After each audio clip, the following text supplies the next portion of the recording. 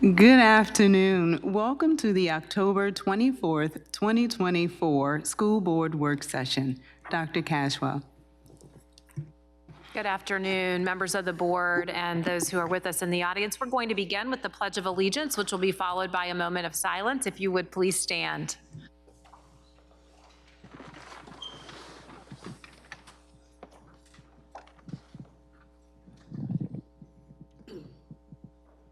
I pledge allegiance to the flag of the United States of America and to the republic for which it stands, one nation, under God, indivisible, with liberty and justice for all. If you would please remain standing as you're able for a moment of silence.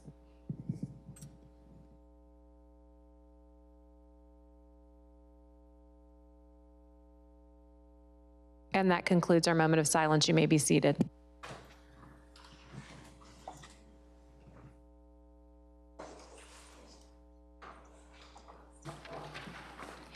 Thank you, Dr. Cashwell. The next item on the agenda is the approval of the agenda. Is there a motion? I move that the school board approve the agenda for today's meeting. Thank you. Is there a second? Second. All in favor, say aye. Aye. Any opposed? The ayes have it. The agenda is approved. We will move along to the next item on our agenda, which is closed session. Is there a motion to go into closed session? I move that the school board go into closed session for the discussion of matters covered under items A1 and A2 of section 2.2-3711 of the Code of Virginia 1950 as amended pertaining to the assignment, appointment, promotion, performance, demotion, salaries, disciplining, or resignation of specific school board employees, and the request for religious exemption from compulsory attendance that would involve the disclosure of information contained in scholastic records concerning individual students. Thank you, Mrs. Shea. Is there a second? Second. Thank you. All in favor, say aye. Aye. Any opposed? The ayes have it. The agenda is approved. I'm sorry. The ayes have it. We will now go into closed session. We will reconvene the work session at the conclusion of our closed meeting.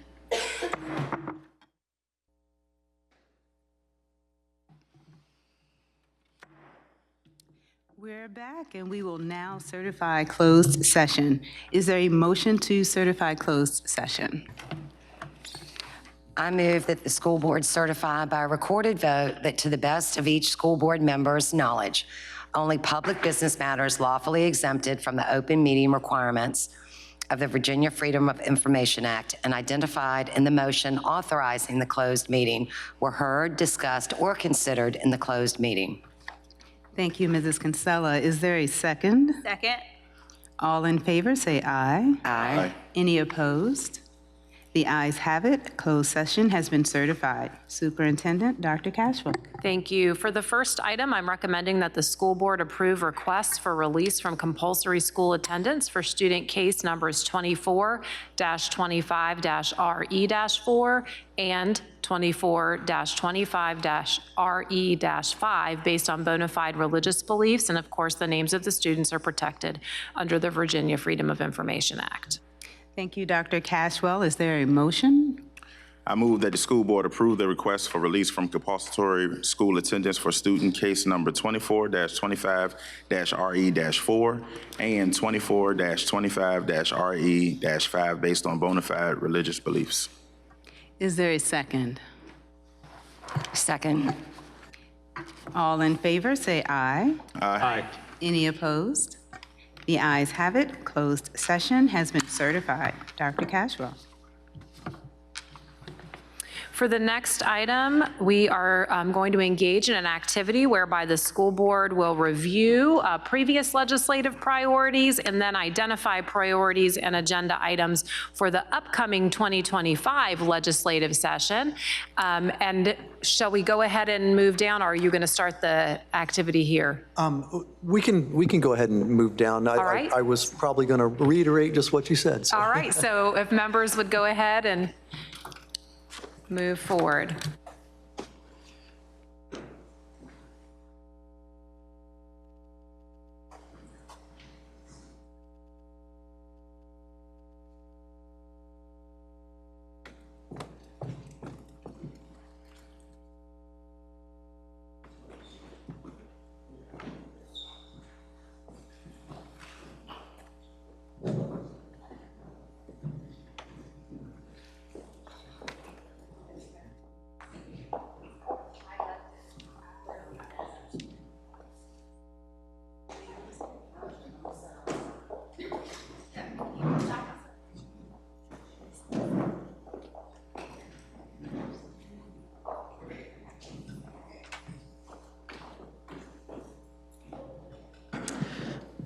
Well, hello again. Can you hear me? Okay. For those of you who have been here the past several years, you're familiar with the process. I know we have 2 new board members this go-around, but at your table, at your space, is a copy of the legislative priorities from last year and an abbreviated scorecard, which is an excerpt from the session that we did in March to review the last legislative session. I've also included an agenda of the protocol to help us stay on task and adhere to the timeline. So this is a 45-minute activity. This is an activity that, a professional development activity that we've adopted from our Department of Professional Learning. And the bulk of the activity is the 40-minute section in the middle. And if you flip your page over on the back, you'll see that those 40 minutes and how they are broken out. So again, today's objective is by using the legislative priorities from last year as a baseline to gather your input from this year as you reflect on those, and for us to be able to use that input to develop our new legislative priorities for the upcoming General Assembly session. We will go through each of the rounds and notice, like, and wonder, where you have either 4 or 5 minutes to review and write down your reflections and thoughts on the appropriate card that you have there. And then we will go around and report out during each of these segments one at a time. And it's not a purpose of, the purpose is not to discuss, but just to share briefly, and then we'll go in a round robin format. Ms. Shea has agreed again to be our timekeeper for the 3rd year in a row. She does such a good job, so no good deed goes unpunished. And so we'll start at 4 minutes, and I'll ask you to take out the white card, which is the notice, and write down what your reflections are that you notice from those documents on your table.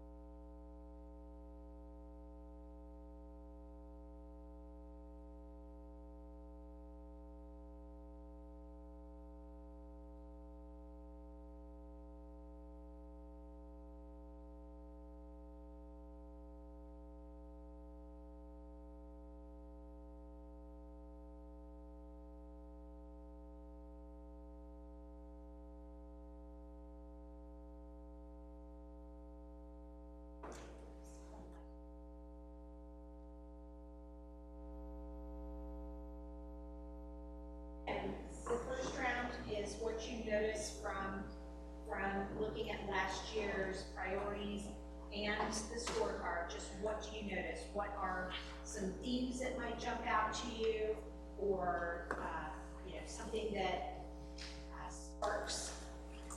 grabs your attention? And then in the next round, we'll talk about what you like, what you see that you think is worthy of us to consider again, or things that perhaps are missing that you would like us to include in legislative priorities. And then the 3rd round is wonder. You wonder what would happen if, and then we can gather those all up. So this first round is your white card, and it's just what you're noticing about the priorities, what you see there, what you see missing.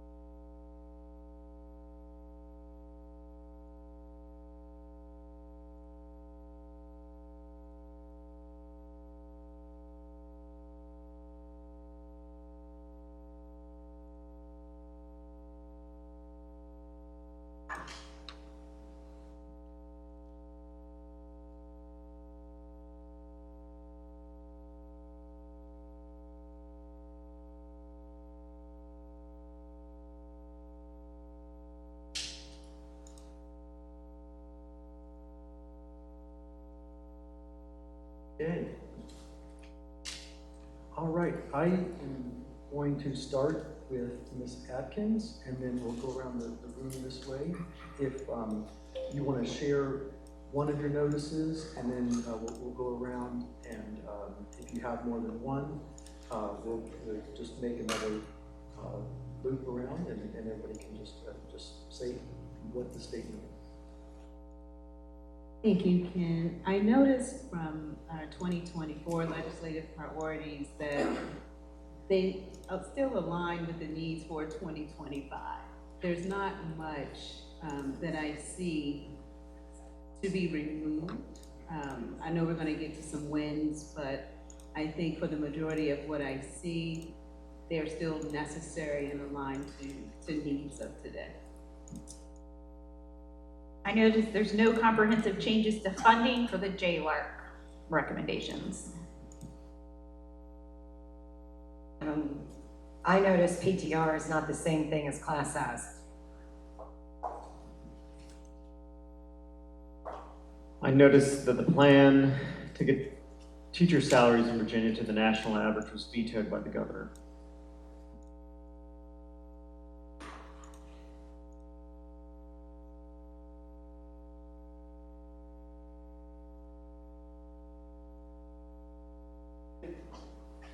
The other mic.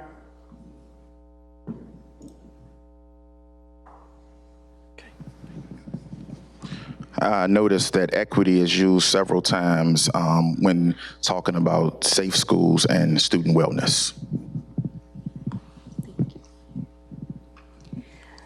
I also noticed in the space of special education that there's more that we can add to advocate for in that space on behalf of students, staff, and the entire system for Virginia.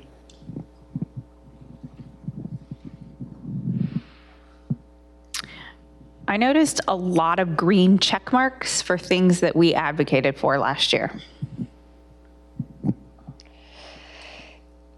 I noticed that our diversity continues to increase, as do our numbers of multilingual learners and students with disabilities.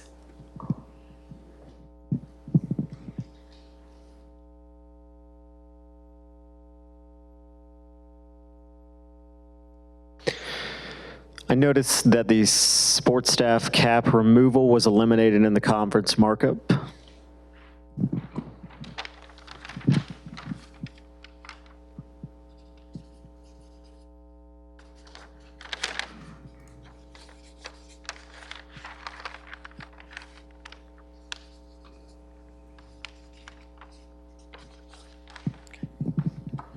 I noticed that the barriers looks like they've been removed for special education, even though more things can be done. I do notice that.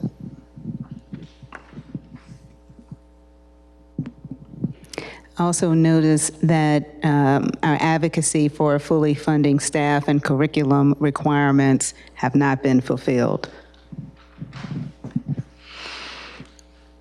I noticed that the things we advocate for are things that we do every day as a division, even if we don't have the state support, because it's what's right by kids. I noticed that, we'll pause.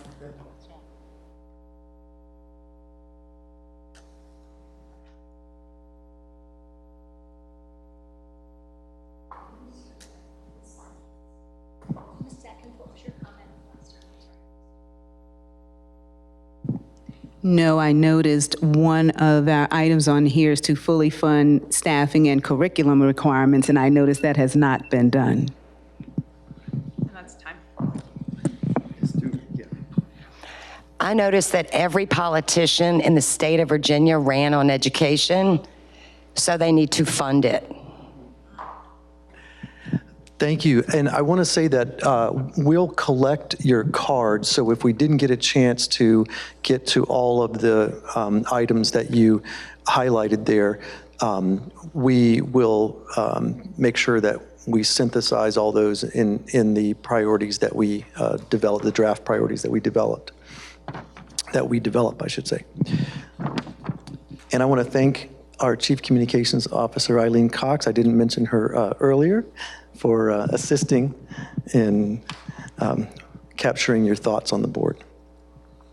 Okay, we are going to move to the like round. And again, we will have 4 minutes for you to share your reflections on what you like. As an example, you could say, I like how these priorities support a safe school environment. So something to that effect, more specific or general, however you'd like. And we'll capture those, and we'll do four more minutes and then report out again.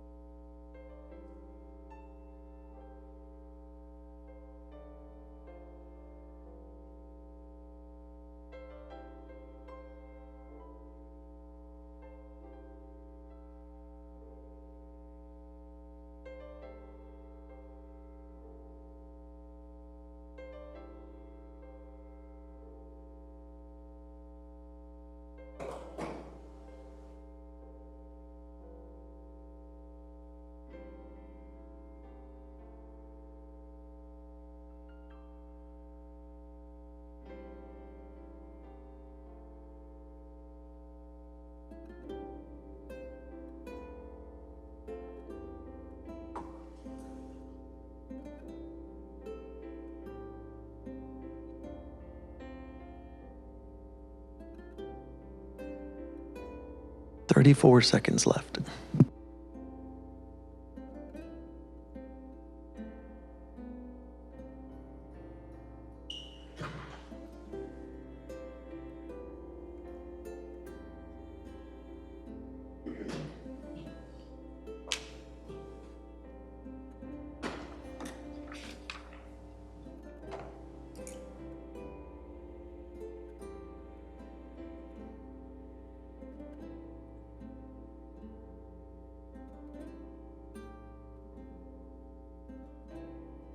Okay, I think next time we'll do the Jeopardy theme music that might help us know the countdown. I'm going to start with Mr. Irving, since this is where we left off. I like that there were generally no unfunded mandates. I like the expansion of dual enrollment courses in public high schools. I do not want to take your thunder with Lucia Law. Go ahead. But I am very excited that passed.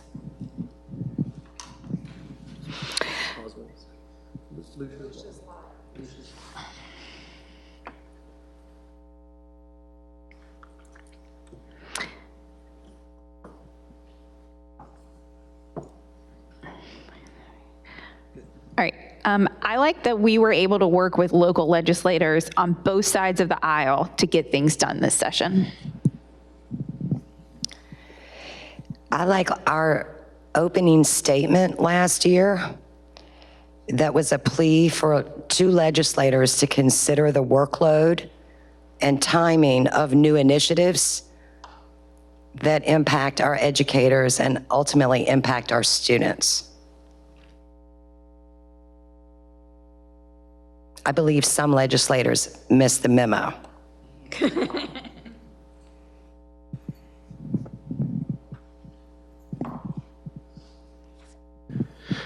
I like the change in English language learners student to teacher funding ratios, which are now based on student proficiency levels.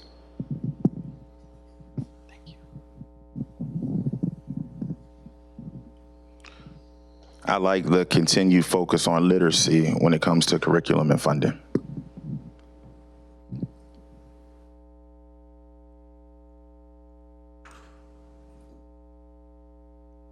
I like that with the advocacy of UCAN and many here and many on the admin team in that push to get increased funding for schools.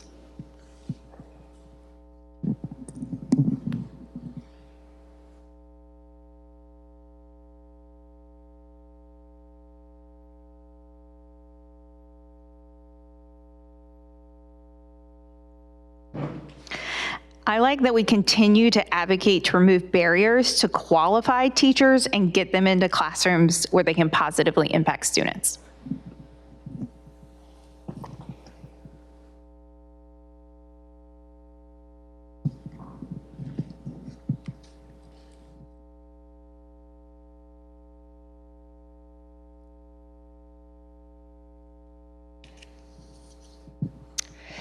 I like the initiatives we've implemented and funded in Henrico, like the Henrico Cares program, Career Ladder, and $25 an hour for our bus drivers.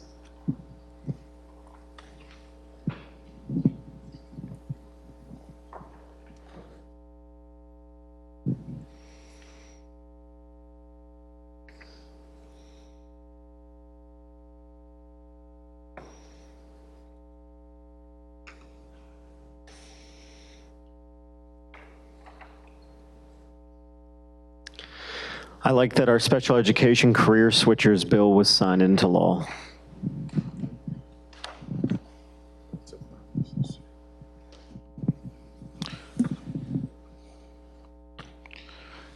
I like that Henrico County and HCPS cover a lot of gaps in funding from state, especially when it comes to mental health services and school safety. And this is not listed in the presentation, but from being in the GA and listening to many people champion for many things that's in this HCPS priority, that actually helped lead to the Consolidation Appropriation Act of 2024. And I'll give you a little bit more context after you read that. But that particular bill that passed is going to assist with key social safety net programs, and that includes food assistance, affordable housing, WIC, and also it's going to help with gender-based violence prevention, bullying, cyberbullying, all of those things. And so listening to folks really advocate for some of the things that Henrico County has in here leads up to some of the bigger legislation that goes into discussions. And part of this, I think this was carried by McClellan, led to some really great things in this space. And that is time to wonder. Very good. Excuse me. Thank you. Sorry. Okay. So the Wonder Round is where we can really look forward to adding additional items for next year that we can advocate for. And it's more where the first two were a little more reflective. This one is a little more forward thinking about what can we add or change. So we have 5 minutes for your review and writing of the notes on the card, the colored cards. And just as an example is I wonder how we can reduce barriers to teacher licensure, for example. So something like that you'd like to see that maybe is not in there. It could be something additional, building upon what's already there. So 5 minutes.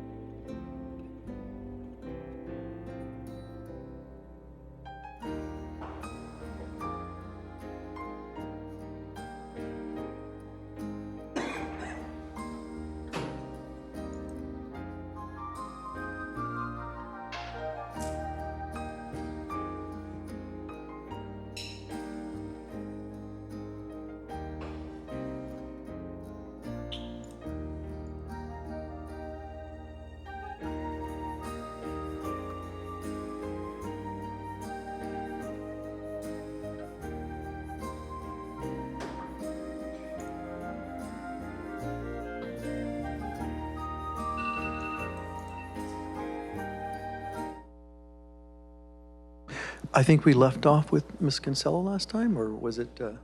Ms. Okay. Let me see where to begin. I wonder if and when universal free lunch will be available in Virginia. I wonder why our pro-education governor vetoed our teachers getting paid what they deserve.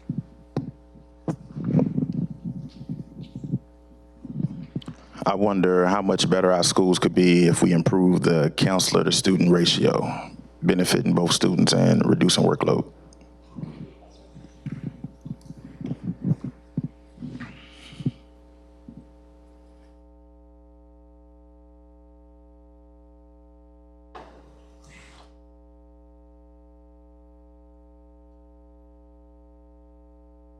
Yeah, I wonder how much better our schools could be if we improve the counselor to student ratio, benefiting both students and reducing workload.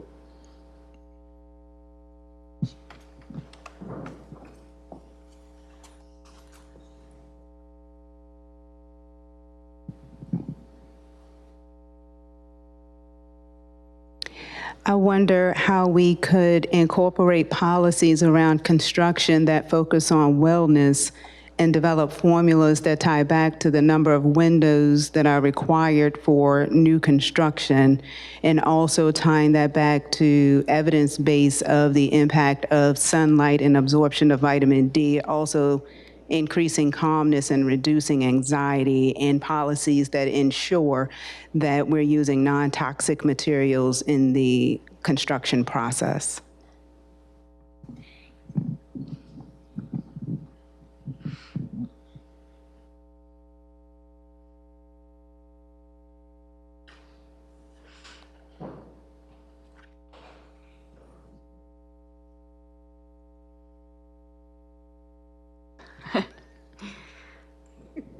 I wonder how much education would transform if appropriate SOQs were actually funded by the state.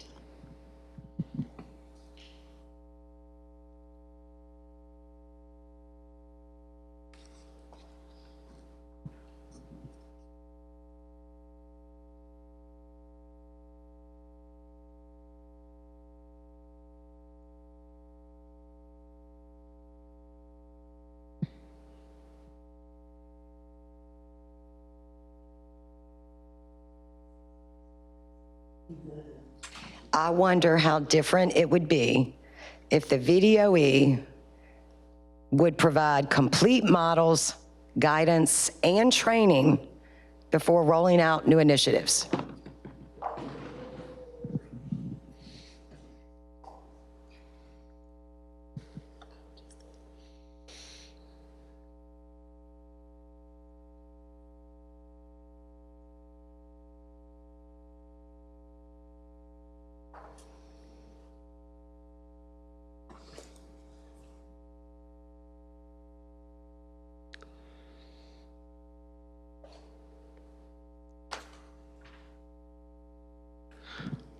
I wonder what it would be like if all students from kindergarten till 12th grade had recess.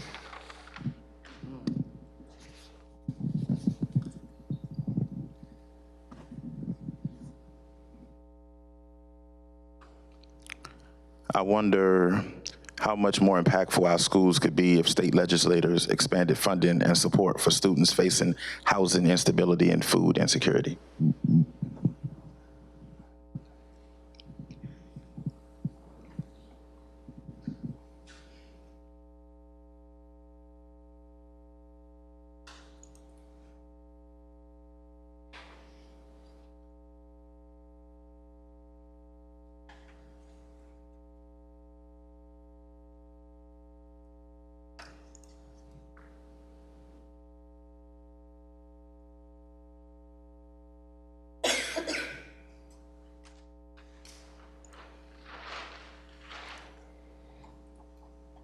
All right, well, I wonder what we would see if legislators truly understood and supported a positive code of ethics for individualized education programs, which promote a positive approach for parents and advocates while fostering excellence in conducive learning environments. And I'm specifically speaking to Senate Bill 1334.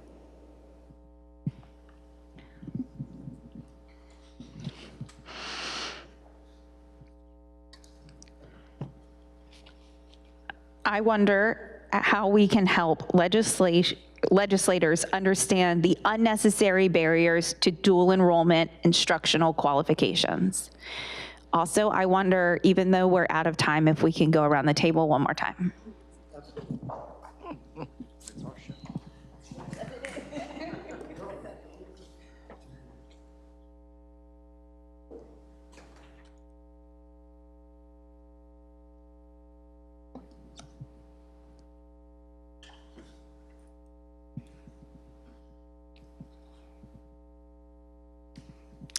I wonder how we can better support our students dropping out of high school to work. And when will Virginia divisions get credit for these students that ultimately earn their GED?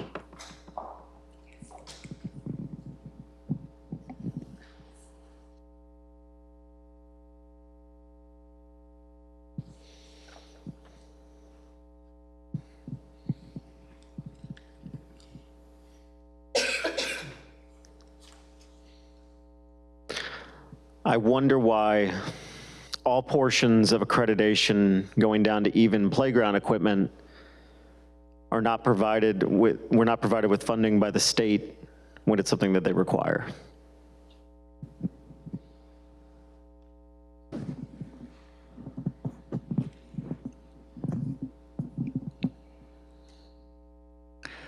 I wonder how we can strengthen collaboration with our state legislator, especially with 3 of them serving on the Education Committee.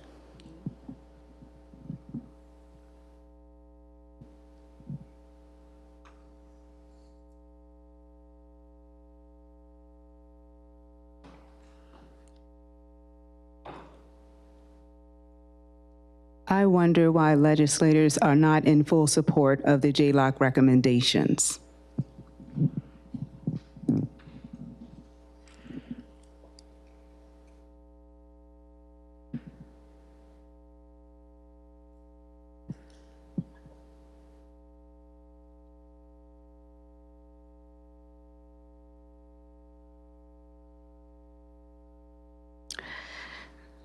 I wonder if the same items appear year after year on our list because legislators don't notice or don't understand or are unwilling to fix them.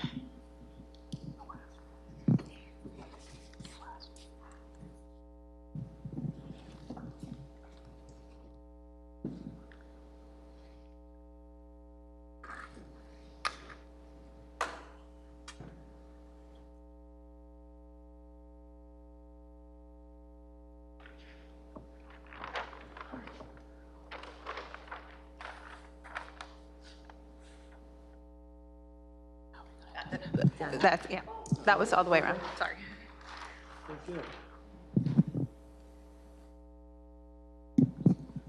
Well, thank you so much for your input. And the last few minutes that we have are the reflections of Eileen and I listening to your input. And I'll go first. I jotted down some notes that seem to be recurring themes. And those are the consistency of our priorities over the years. And to go along with the last comment that you made, Ms. Shea, the repeat items, I think that because something that appears repeatedly isn't necessarily a bad thing, I'm not implying that you're saying it's a bad thing, but I think that it just, sometimes you see something just on the board for a long time and before it is able to really gain some traction, but it's kind of the old adage, you know, you just keep knocking on the door and ultimately hopefully it will rise to a higher level. Funding items are still a need, although I think there has been incremental progress. That's kind of always a moving target and always something that we need to continue to advocate for. Another theme was making it easier to recruit and retain teachers and other employees. Back to funding, the true funding of SOQs.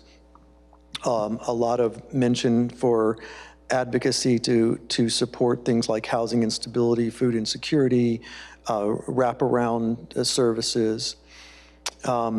And I think on several occasions I heard what can we do to help legislators truly understand the issues that we have. There's kind of along with that is the strengthening of the collaboration with our legislators, several of which serve on the Education Committee. I think the last thing I'll say is that your advocacy is very important.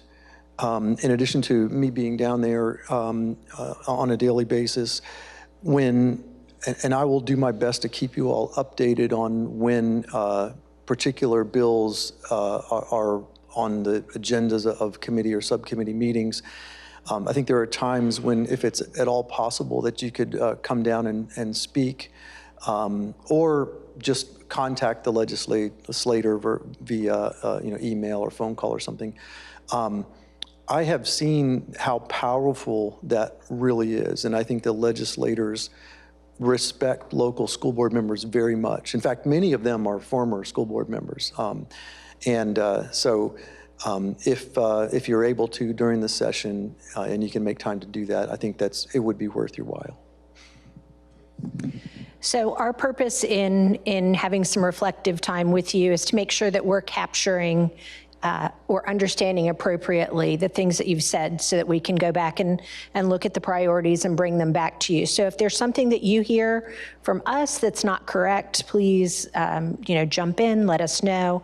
I think that what I heard was that you all have been strategic to this point so that the priorities don't change every year, right?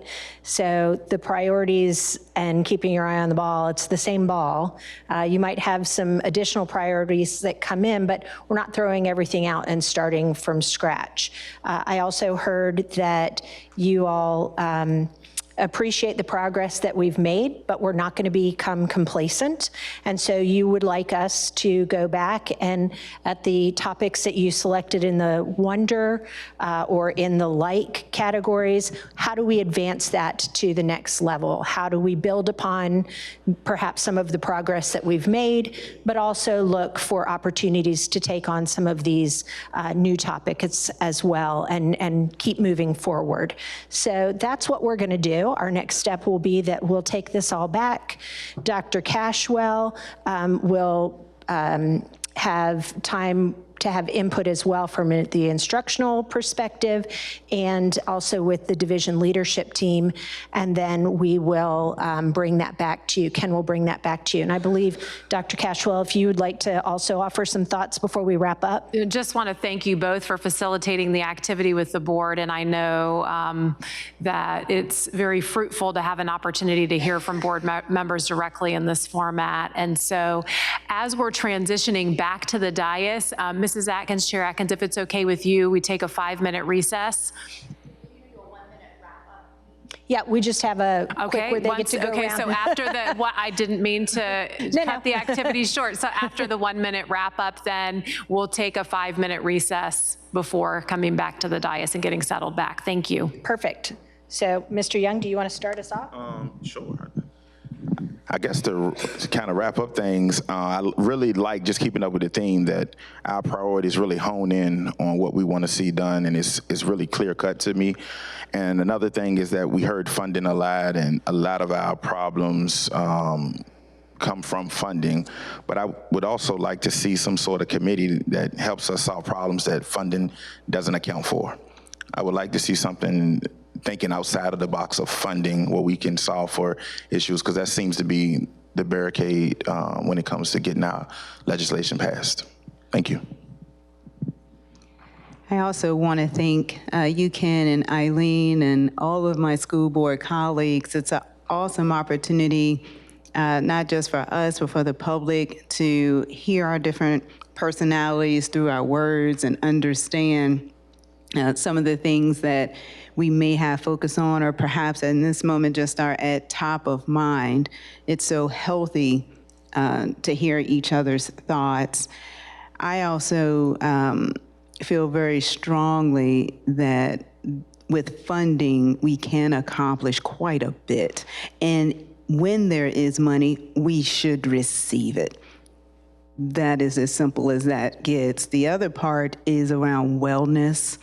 I don't know if it's captured here, but I would like for it to be captured somewhere, that we have stronger advocacy and push around wellness. I mentioned it just from a construction perspective.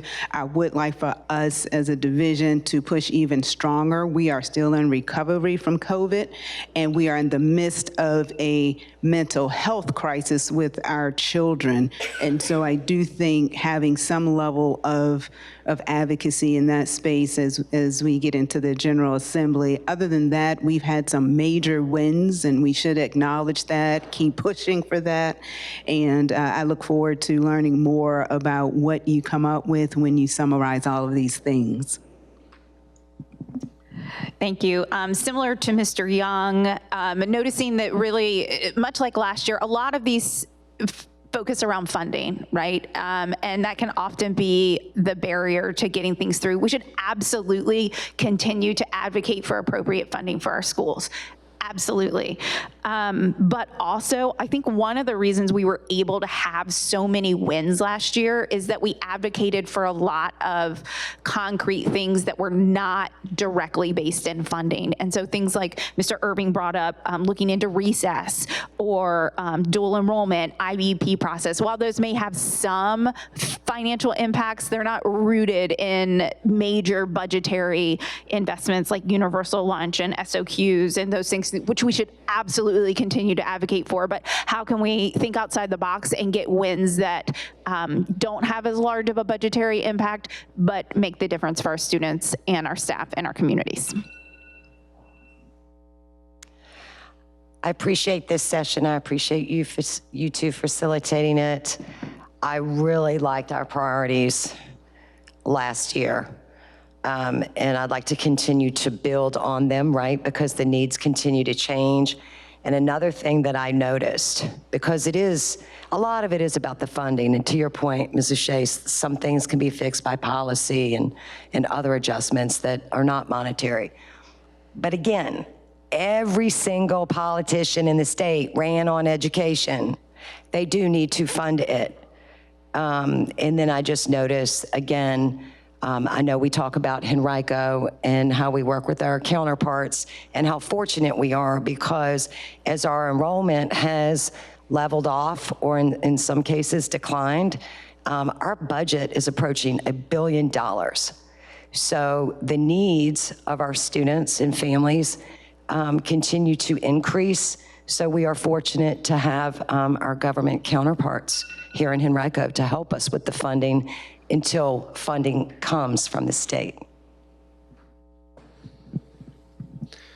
So I thank you both for facilitating this. I think it's an incredible, useful activity, and it's always fun to kind of participate in an event like my students would in class. My reflection on this, I think, is that if you are a citizen of Henrico and you care about these things, and I truly believe that most of our citizens do care about education, because we're one of the only localities to ever vote to impose a tax on ourselves for education.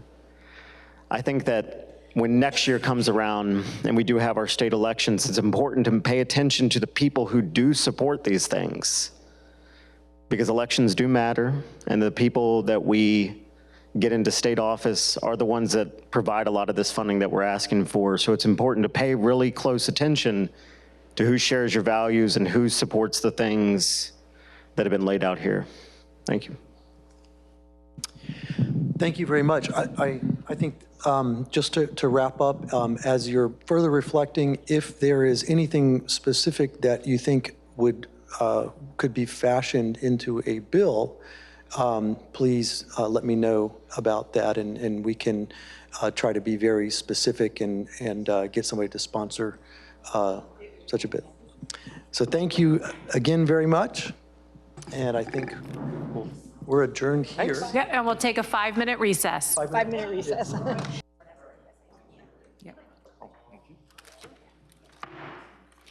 All right, that was a wonderful activity for the board. I'll now turn the floor over to you, Dr. Cashwell. Thank you, Chair Atkins. The next item I have is an opportunity to once again review revisions to policy P4-06-007.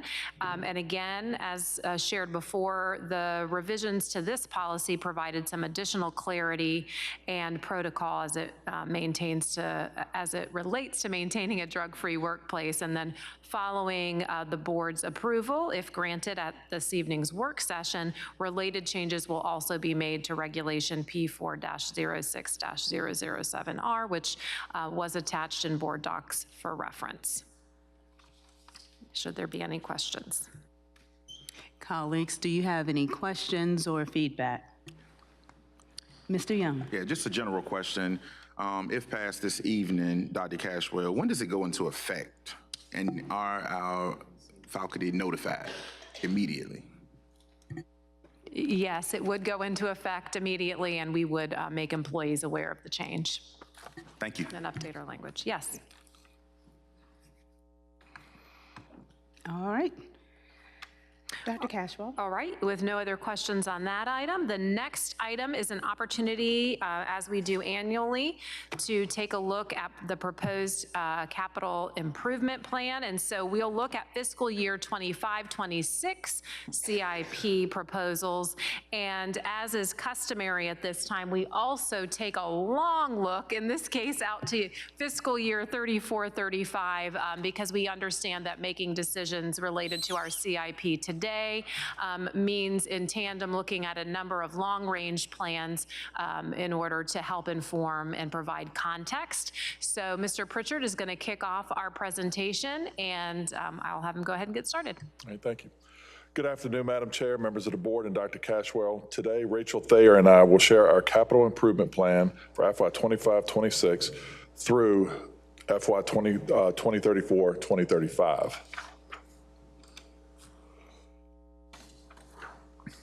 Each year, the board reviews and approves a capital improvement plan, the CIP, that outlines the anticipated funding needed for the maintenance and enhancement of our facilities, as well as allocations for transportation and technology infrastructure. While the CIP is funded annually, we take a comprehensive approach to its development. This includes presenting a long-term plan that spans for the next 10 years. This strategic outlook allows us to create and maintain a prioritized list of upgrades, renovations, and improvements, scheduling them as funding allows, and exploring the potential use of bonds to meet these needs. Although our plans and requirements may evolve annually with new CIPs, this long-term vision helps ensure we stay focused on keeping our buildings in optimal condition for effective teaching and learning. Before we dive into the proposed CIP, Rachel will provide an update on capacity.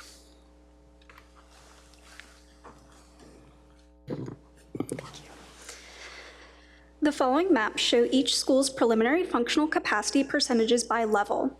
These percentages are based on draft membership numbers from the totals submitted by the schools during the fall membership counts, and the final membership and capacity numbers will be released in November.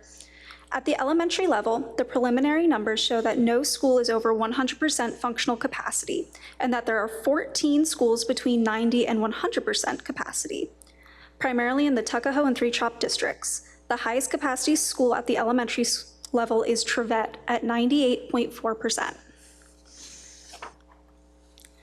For our middle schools, the preliminary capacity numbers are showing that all middle schools are between 60.4% and 87.6%, with Pocahontas having the largest percentage. At the high school level, the greatest influence on capacity is academic programming such as specialty center enrollment, international baccalaureate, and ACE Center participation.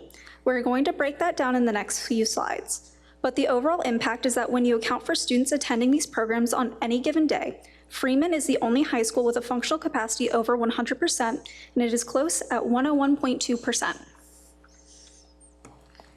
This table illustrates the impact of specialty centers in the International Baccalaureate programs at the high school level.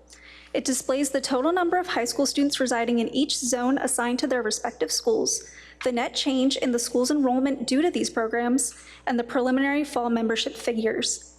Through participation in a variety of programs, we are in essence redistributing the student populations based on their interests. This can help balance enrollment numbers across various locations, reducing pressure on any one single institution. When you factor in the ACE Center participation, the true capacity of high schools is determined by adjusting day 1 and day 2 membership to accurately reflect student counts on campus each day. This adjusted true capacity is shown alongside each high school's overall capacity compared to total membership. Next, Lenny will transition to our current bond and capital projects.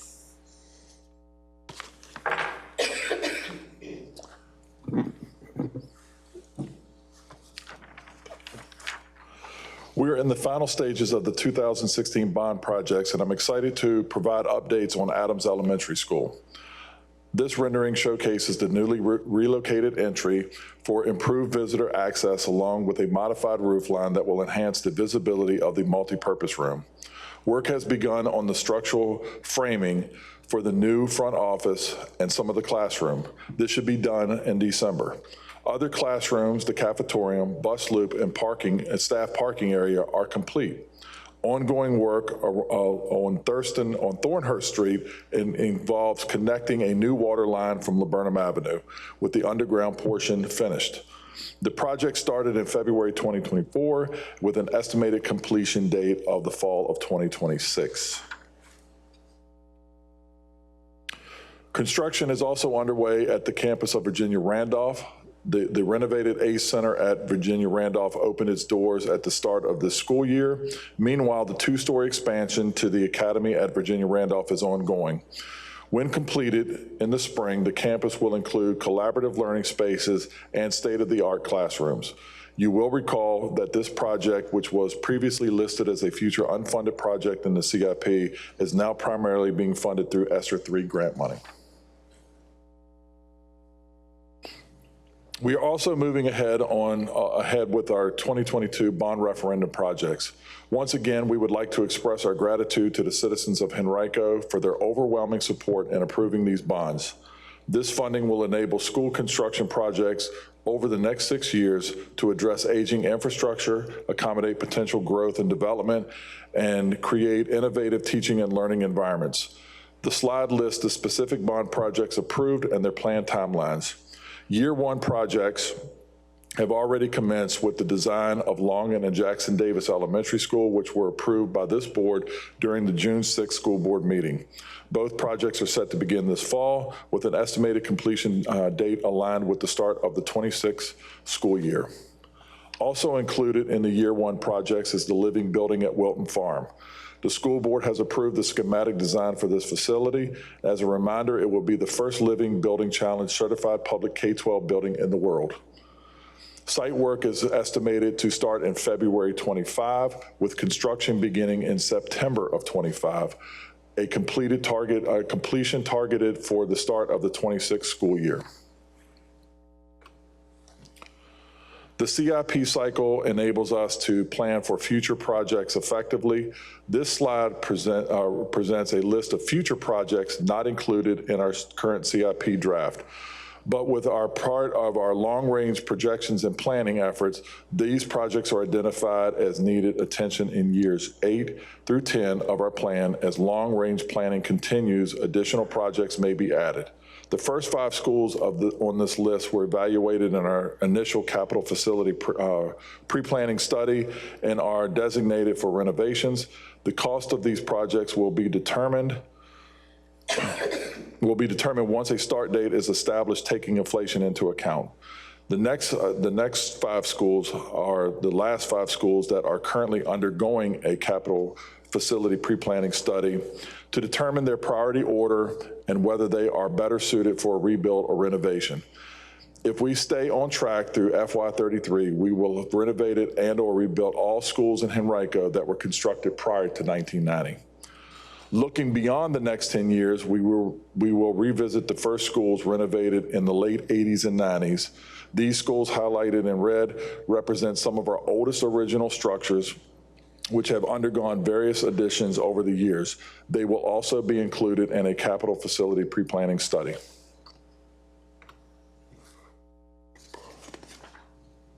Upon completion of the current school replacements and the elementary expansion, ACPS will operate 75 school facilities covering over 7.6 million square feet. Notably, 72.6% of our buildings are over 30 years old, and 60.3% have been in use for more than 50 years. Next, I will shift focus to the meals tax projects.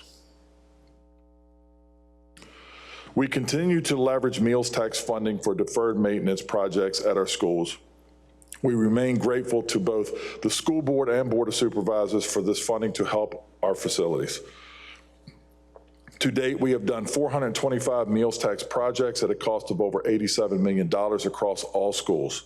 The funding has been used for projects such as vestibule entryway, a camera system replacement, gym floor replacements, bathroom upgrades, carpet replacement, lighting upgrades, and parking lot improvements. As you can see, the $9 million meals tax money has been and will continue to be essential to complete deferred maintenance projects at schools not covered in the CIP. Using meals tax funds, we have initiated plans to build 3 new auditoriums at our campus-style middle schools, beginning with Tuckahoe Middle. The construction bid was released in the spring of 2024, but came back over budget, so we value engineered the project and are in the process of reviewing a second round of bids. Once the Tuckahoe project is complete, we will use the same process for Brooklyn and Fairfield Middle School auditoriums in subsequent years down the road. Moving on to mechanical and roofing, until last year, these types of projects, though vastly different, were funded from the same CIP allocation totaling just $2.5 million annually.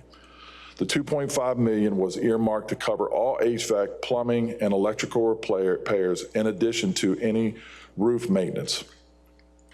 This will not surprise you, but the $2.5 million wasn't enough to make a dent in the division's HVAC needs. Last year, we made 2 separate requests, one totaling $7 million designed for mechanical projects and another $3 million specifically for roofing projects. And thanks to the board and board of supervisors and our school board, for the first time since 1999, we were allocated more than the traditional combined $2.5 million.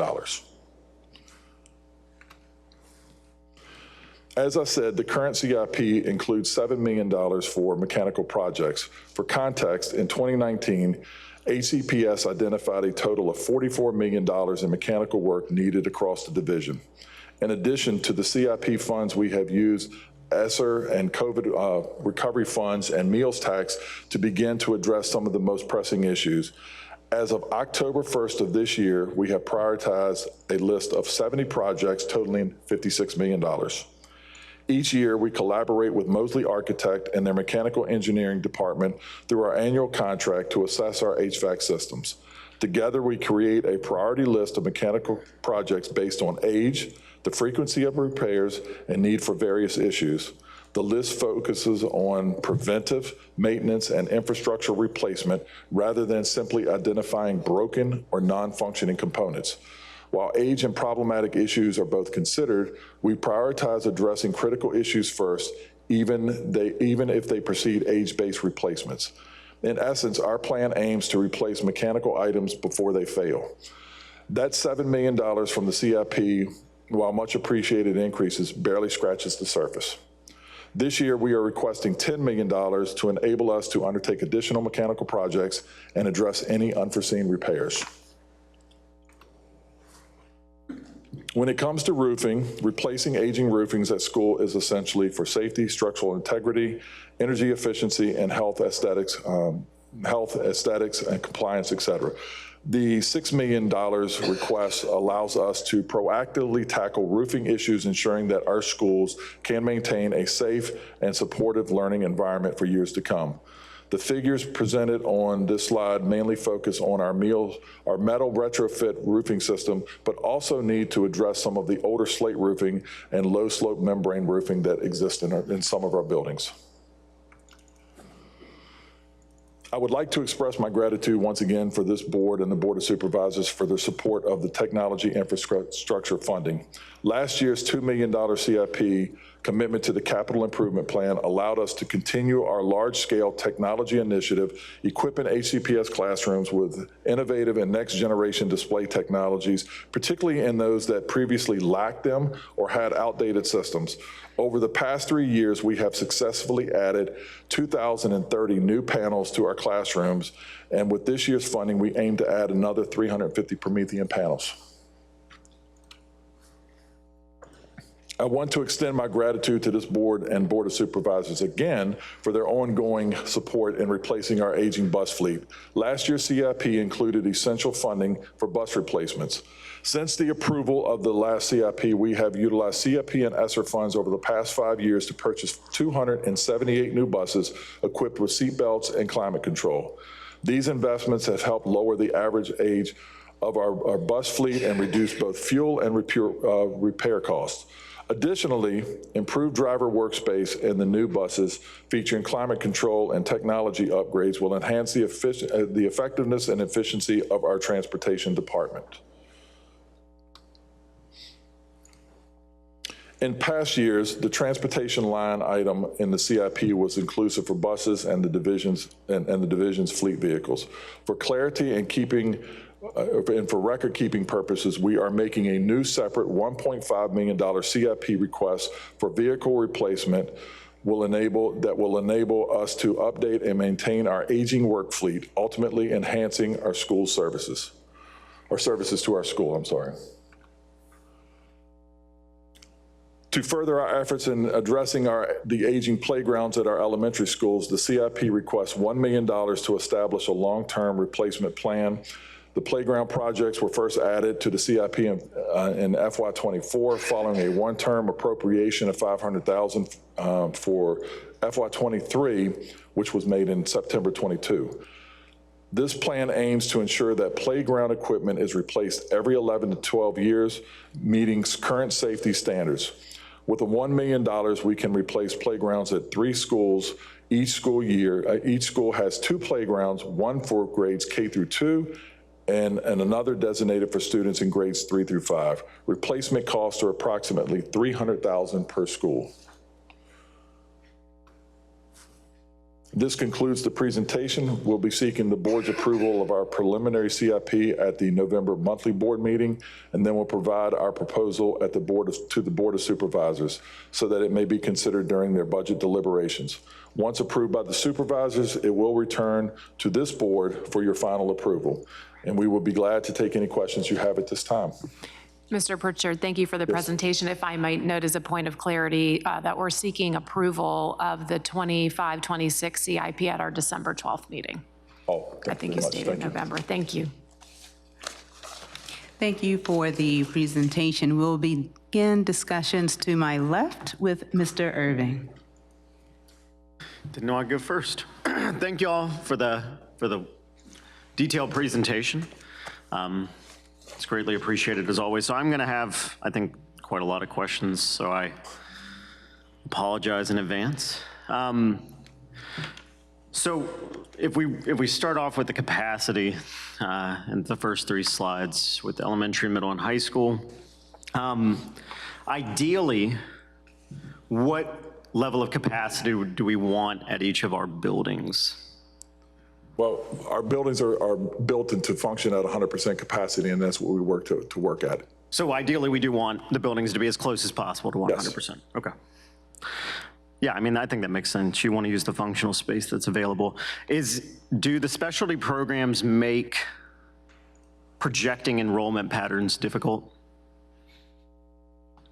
It doesn't necessarily make it difficult, but it is something we consider during the projection process to make sure that we are as accurate as possible to what students experience the next school year. Okay. So the reason I asked that, for example, is Deep Run High School has 2,289 zone students, and they have, I believe, a functional capacity of 1,850. So if there were to ever be a change in the amount of specialty program participation, that would throw them over by a lot. That's the reason I ask, like, how predictable is it in terms of like mapping that out for, any considerations? Well, I can tell you as a former principal of that school, I mean, when you looked at the first numbers, their numbers are staggering. I mean, at 24, 25, 2,600 kids at one particular point in time.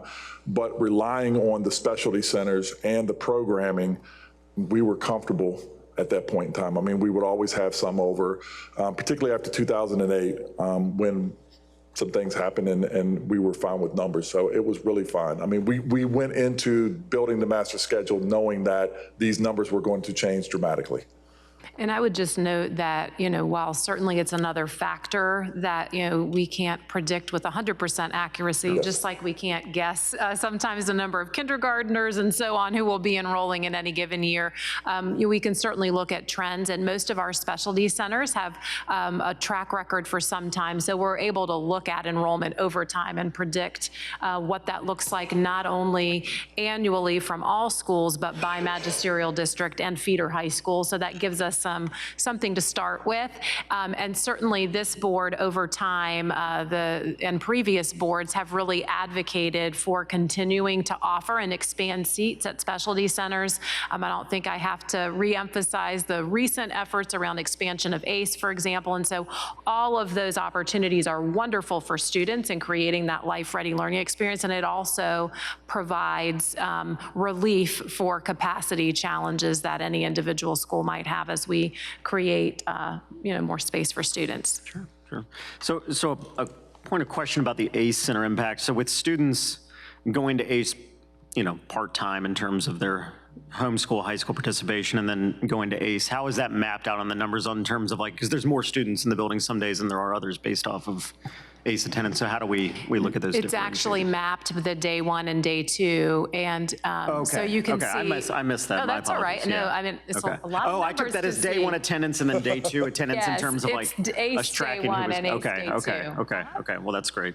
A small quibble about the map colors, because it's somewhat confusing because green to me means great, but we don't really want our schools to be under 80% capacity. So I guess just, that's just a small quibble in terms of how the coloring works out. And I don't know if there's a way to ideally map that out, but in my mind, I'm like, oh, these are great. And then I'm like, oh no, it's actually, we don't want less than 80% in a given building. Okay, so if we can move down to the facilities, is slide HCPS facility overview. I noticed that 60% of our facilities are over 50 years old.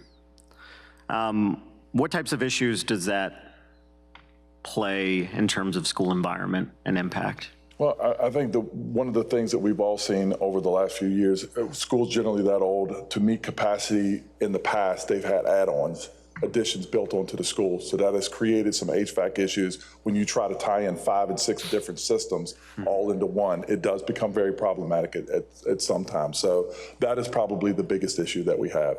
And are there issues with the physical size of classrooms, given when most of these buildings would have been built over 50 years ago, we would have had smaller amounts of students attending the buildings? Does that ever play a role? No, if you travel around our school, you go to the different schools, some of our older schools have extremely large classrooms. Okay. I mean, particularly at the elementary school level, they're huge. That's interesting. Yes. Okay, well, then that's great. Okay, and then if we could move to the mechanical and roofing. So I did notice for 25 years, we received a combined $2.5 million from mechanical and roofing, so that'd be $100,000 a year. It strikes me that it would be much more expensive than $100,000 a year too. No, it was annually. Oh, I read that as each year. 2.5 combined. Okay, Yes. okay. then I retract that. Because I was like, oh, that seems bad. Yes. Yeah, no, it's not good. I've just, and I did find it interesting that it took a global pandemic for actually us to reach a level of funding that seems reasonable for adequately replacing these things in a timely manner. Could you just explain to me what all goes into mechanical? Like, that's a broad category. What is that exactly, like, in terms of everything that's built into it? I have learned more about this than I probably thought I ever would when I took this job. But it is huge when you start talking about the units themselves, when you start talking about chillers, when you start talking about boilers, when you start talking about air handlers, the venting system that goes through all of this stuff. I mean, it is very complex and very massive within a school. A lot of people just like to think that our HVAC systems are just like their house. They're not that simple. They are very complicated. There's a lot of moving parts to it. You know, depending upon when the school was built or when the systems were upgraded, it's depending on how the system runs. When we've got some that are dual temperature HVAC systems, which can be issues. We could have issues at times where it's just not flipping on and turning off at the appropriate time. There's a lot of stuff, but I mean, it is very extensive, very detailed. I will say that. Those are just the highlights of of an HVAC system. Certainly. Yes. So how much of the requested 10 million for mechanical only, like how much of that is just playing catch up on what we need to renovate? Some of it is just taking some of that funds too and being proactive and looking at that list of what we can do and take care of.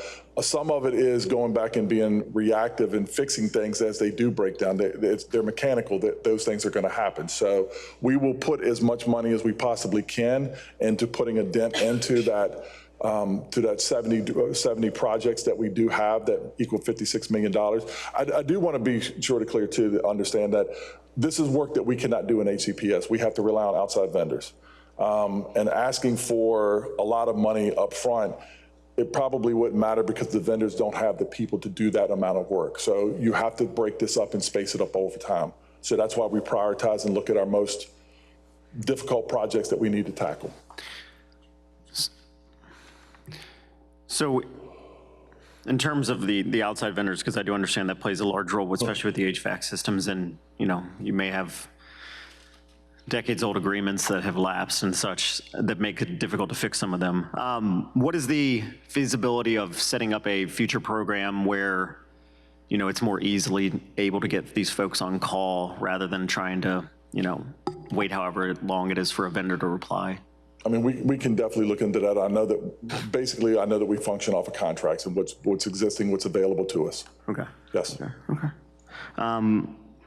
In terms of the roofing, so let's combine 9 million for this year and next year, and then we have over 50% approaching the end of its effective life, 40 plus years old. Is that how much of that will tackle that 50%? Because I'm assuming that we're triaging and going off of, you know, dealing with what's almost unusable. And I might note, as a point of clarity, that previously roofing and mechanical, that allocation covered all of those projects. So the dollar figure you mentioned for the number of years that we received was for mechanical and roofing. Coming to terms with the mechanical expenses and breaking that out, you know, so we saw a very welcome increase last year, and that did allow us to accelerate our work along with leveraging some ESSER funds and other meals tax project monies and so on. You know, the roofing projects are becoming significant enough, as noted here, that we felt we needed to break that apart and be clear about what the estimate of work is. So this is giving you an idea of how much was spent previously and we believe will need to be spent in fiscal year 26, that's $6 million, in order to accomplish the prioritized work. Okay. And this may be a strange question, but how much of that 50% will come offline once the new buildings and the new expansions are completed, if you could ballpark?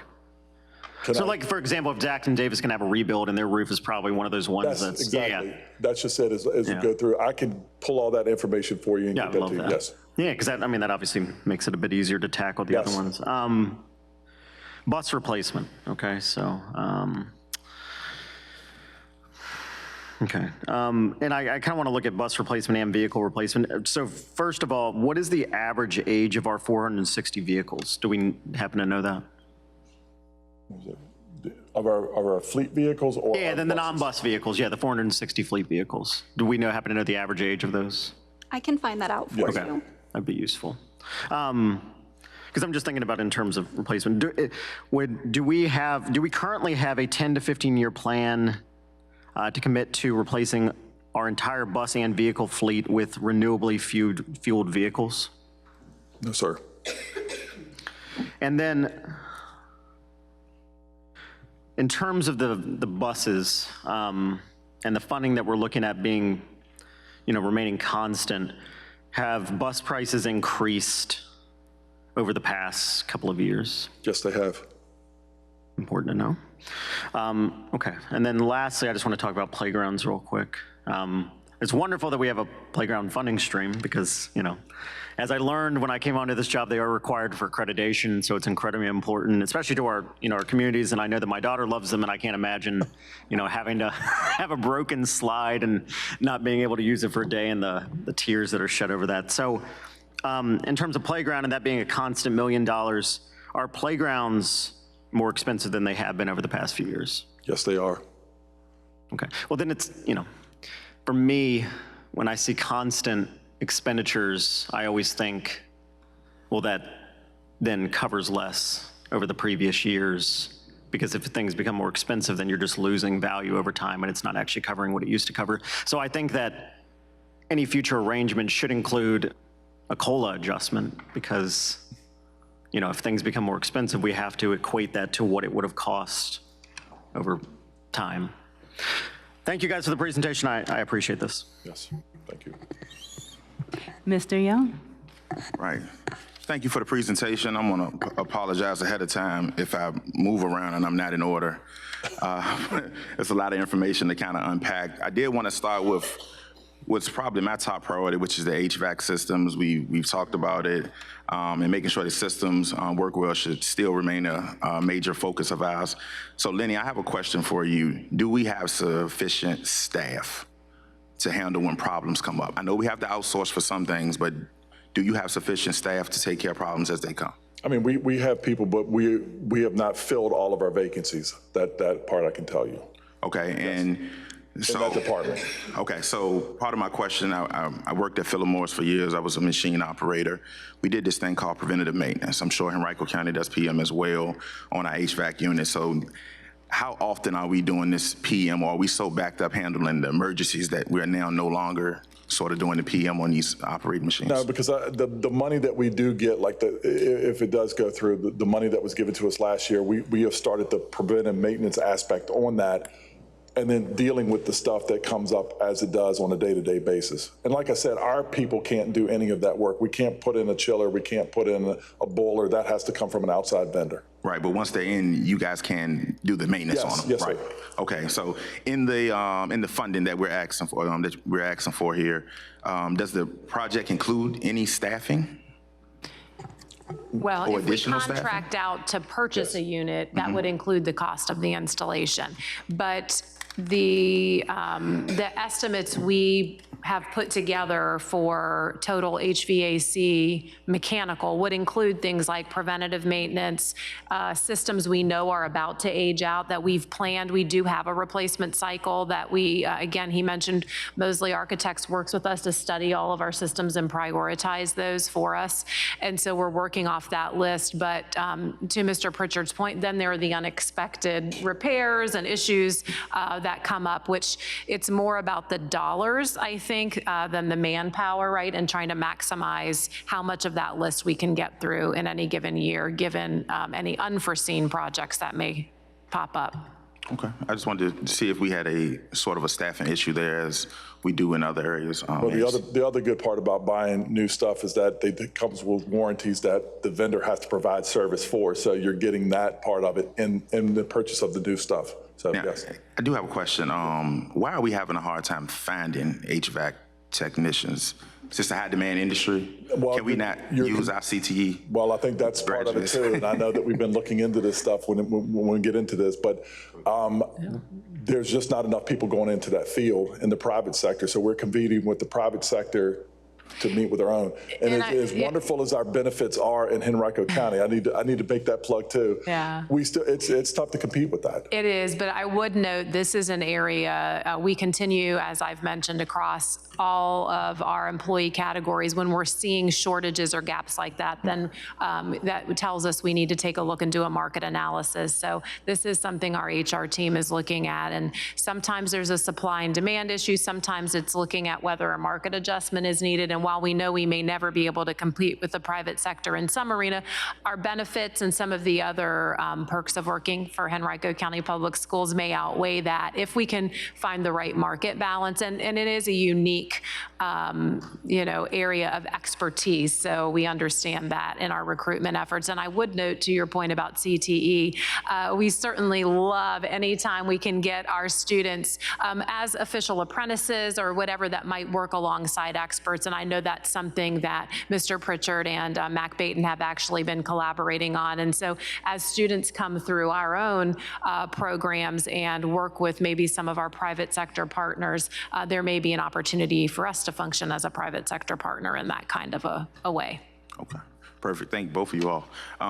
If we go to the roofing replacement, I see $3 million for fiscal year 2025, $6 million for 2026. Has there been any thoughts about the window replacement on our schools or any budgetary line items? I know that we've been using primarily, that would be a deferred maintenance project that we've been using meals tax funds in the past to do that. So we have a number of capital projects that wouldn't be reflected in the CIP. And so, yes, I mean, all aspects of a building, we want to make sure we're maintaining. And so while the CIP really reflects the larger dollar funds and asks in three broad categories, so that transportation, technology, and then our roofing and mechanical. And so we would be leveraging other parts of our general fund and or meals tax as deferred maintenance to handle other projects, and we do have those mapped out by building. And I'm sorry about that. What part in this, either CIP or meals tax, does landscaping come into play? I want to see well-maintained campuses, greenery, flowers, striped lawns. Like, does this come in anywhere in our allocation? You sound like a football coach, not a basketball coach. But we do have a budget line, but that funds is stretched out over all of our facilities. Okay. So it's something that you have to share and divvy up. But it's not within this. No, it is not. But we can provide you additional information, but that's not part of what's considered for this. Mm-hmm. Good. And then I know there's a study done by a third party in which I guess renovations and rebuilds. I haven't had access to that yet. Can we make sure that? Absolutely. Because I would like to see some of my schools, particularly like Laburnum or Radcliffe. We are working, and I don't know that Mr. Pritchard noted it, but of the schools that had not yet been studied, that next group will be. And one of the reasons, and I know this may be repetitive for some, we engage in that is so we certainly could say we want to begin replacing buildings by age and stack them up by the year they were built, but we know that it's a little bit more complicated than that. So what's being examined in this study is not just the age, but the condition of the facility and the conduciveness for teaching and learning in current environments and mapping all of those things out. So I think, given the number of buildings we have, our aging infrastructure, certainly that's an important step in helping us prioritize projects. They also look at the feasibility and potential costs for a rebuild versus a renovation and have made some recommendations there. Certainly we understand that as the time a study is done, the market can change drastically 2 or 3 years later as this board then may begin to prioritize projects, but that is how we prioritized projects for the last bond referendum, and we continue to list them in priority order based and grounded in that study, lest other factors may come up later. Thank you for that, Dr. Cashwell. When looking at Virginia Randolph, I know it's supposed to come on board spring of 2025. Are there any plans for renovating the current building that they're in, that side? The whole complex, campus has yes. been either renovated or rebuilt or added onto. So the whole thing will have been touched. By 2025? So Correct. that would be completion? Yes. Okay, perfect. And then any timeline for Fairfield Middle School auditorium yet? I know it's Tuckahoe, then we had Brooklyn, but Given the delay in the change in the market, I think we're going to need to get through the Tuckahoe process to be able to give a good estimate on that. I believe we have them parsed out over the next 3 to 5 years. That was even just for planning, not building. So we'll reevaluate that once we have been able to readjust to the market. okay. And then my final thing was capacity at the high school level. Looks like Henrico High School has about 888 zoned students, 1,191 when we include programming. This probably is a question more so for Dr. Cashwell, but I would like to see some additional programming or specialty centers to increase the enrollment in Henrico High School. I think we have room for another 700 kids. And I know my principal over there, I know she wants more students. My teachers want more students as well. So just want to throw that out there to see if we can increase enrollment I at Henrico High appreciate School. that. And I mean, the good news is our students across all high schools want more options and programs. And as we continue to look at what are those instructional areas that are cutting edge, where we see the job market booming and maybe there's a high demand industry that we're not yet aligned with or preparing an experience for, we're beginning to think about how we might develop specialty center programming to match that. And then we would look at where is capacity available to be able to do something like that. So certainly lots of conversations going on that front, and we'll keep you posted. Thank you so much. And then the last thing that I have is on the bus replacement slide.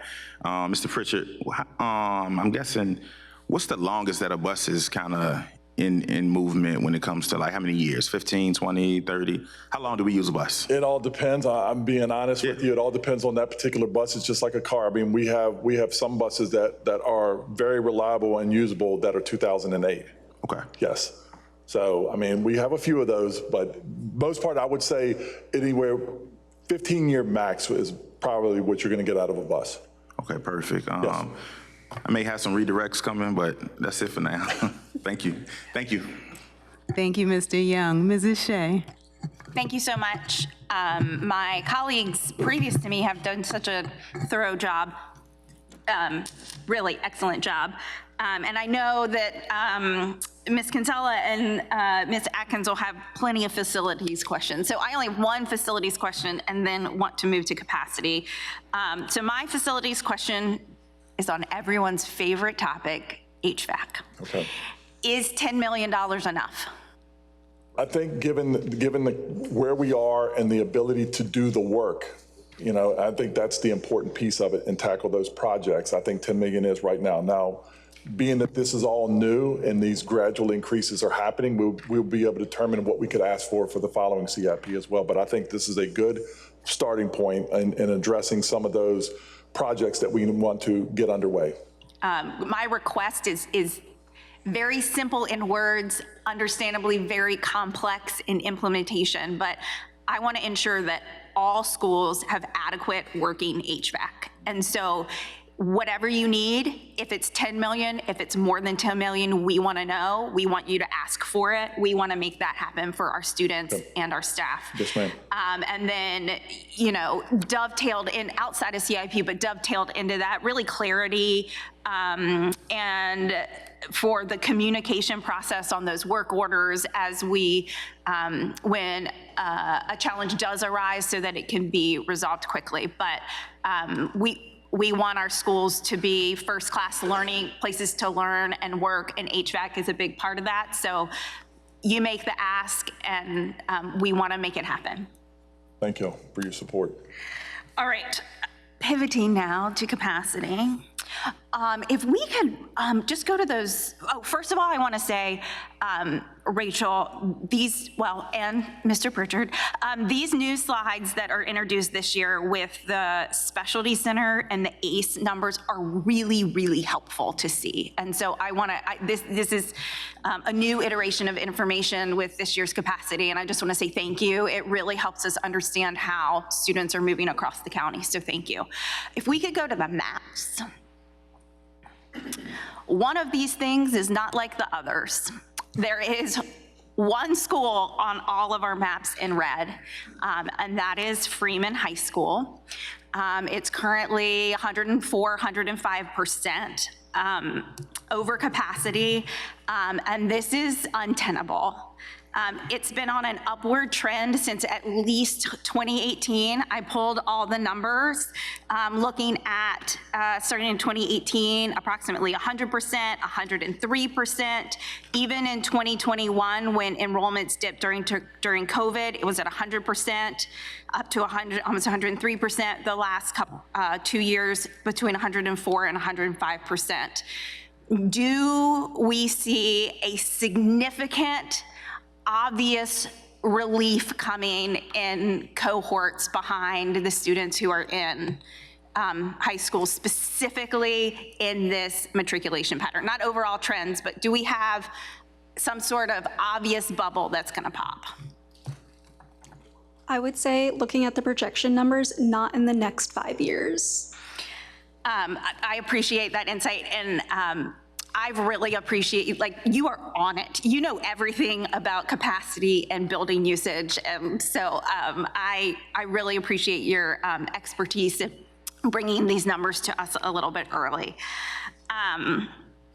The impact on the overcrowding at Freeman is obvious when you go in the building. You see impact on class size, which I know is a lot more complex than just capacity. There's complement of teachers and that sort of thing, but at some point you run out of places to put teachers. A senior shared some of their class size numbers with me, and this was just one that shared AP Calculus, 36 students, economics, 34 students, a whole schedule of almost over 30 students in every class for that senior. When we see building usage for Freeman in pretty much every department, there are floating staffs. A lot of teachers aren't able to be in their classrooms during planning, but also lack office space to relocate to during planning because of overcapacity. There are directed studies happening in the gym, which is obviously a challenge and not conducive to being able to study. It's challenging navigating the building. The original building, for those who aren't familiar with it, it's similar to Moody or the Oak, that center hub. It was made for far less than 1,800 students to be able to navigate it. We've heard, I have heard advocacy from the community, from staff, and from students about the overcrowding at Freeman. Last year, a panel, or a group of juniors looked into this as their research project and hosted a panel I was able to be part of, and dug into the overcapacity at Freeman and how they have seen impacts in class size, how it may have impact attendance, school safety, teacher retention, and more. So we have a lot of advocacy coming around this problem, and it's not due to development in that area. And as you shared, there's no obvious bubble that's going to pop with matriculation or relief. And so I bring up a topic that's really hard, and I don't bring it up lightly, but I think it's time that we look into possibly moving some students out of Freeman. Godwin, which is right next door, has space. It is under 80% when we adjust for ACE Center. So Dr. Cashwell and Mr. Pritchard and your team, I would love to know in the coming meetings if that is perhaps a solution for Freeman. Again, Godwin has space for relief. I am not talking about a countywide broad process. I'm asking for a limited adjustment, very similar to a couple years ago with Colonial Trail and Twin Hickory, where it was very focused to resolve a specific need. This doesn't need a big outside firm. We have the capacity within Henrico to look at and solve this project.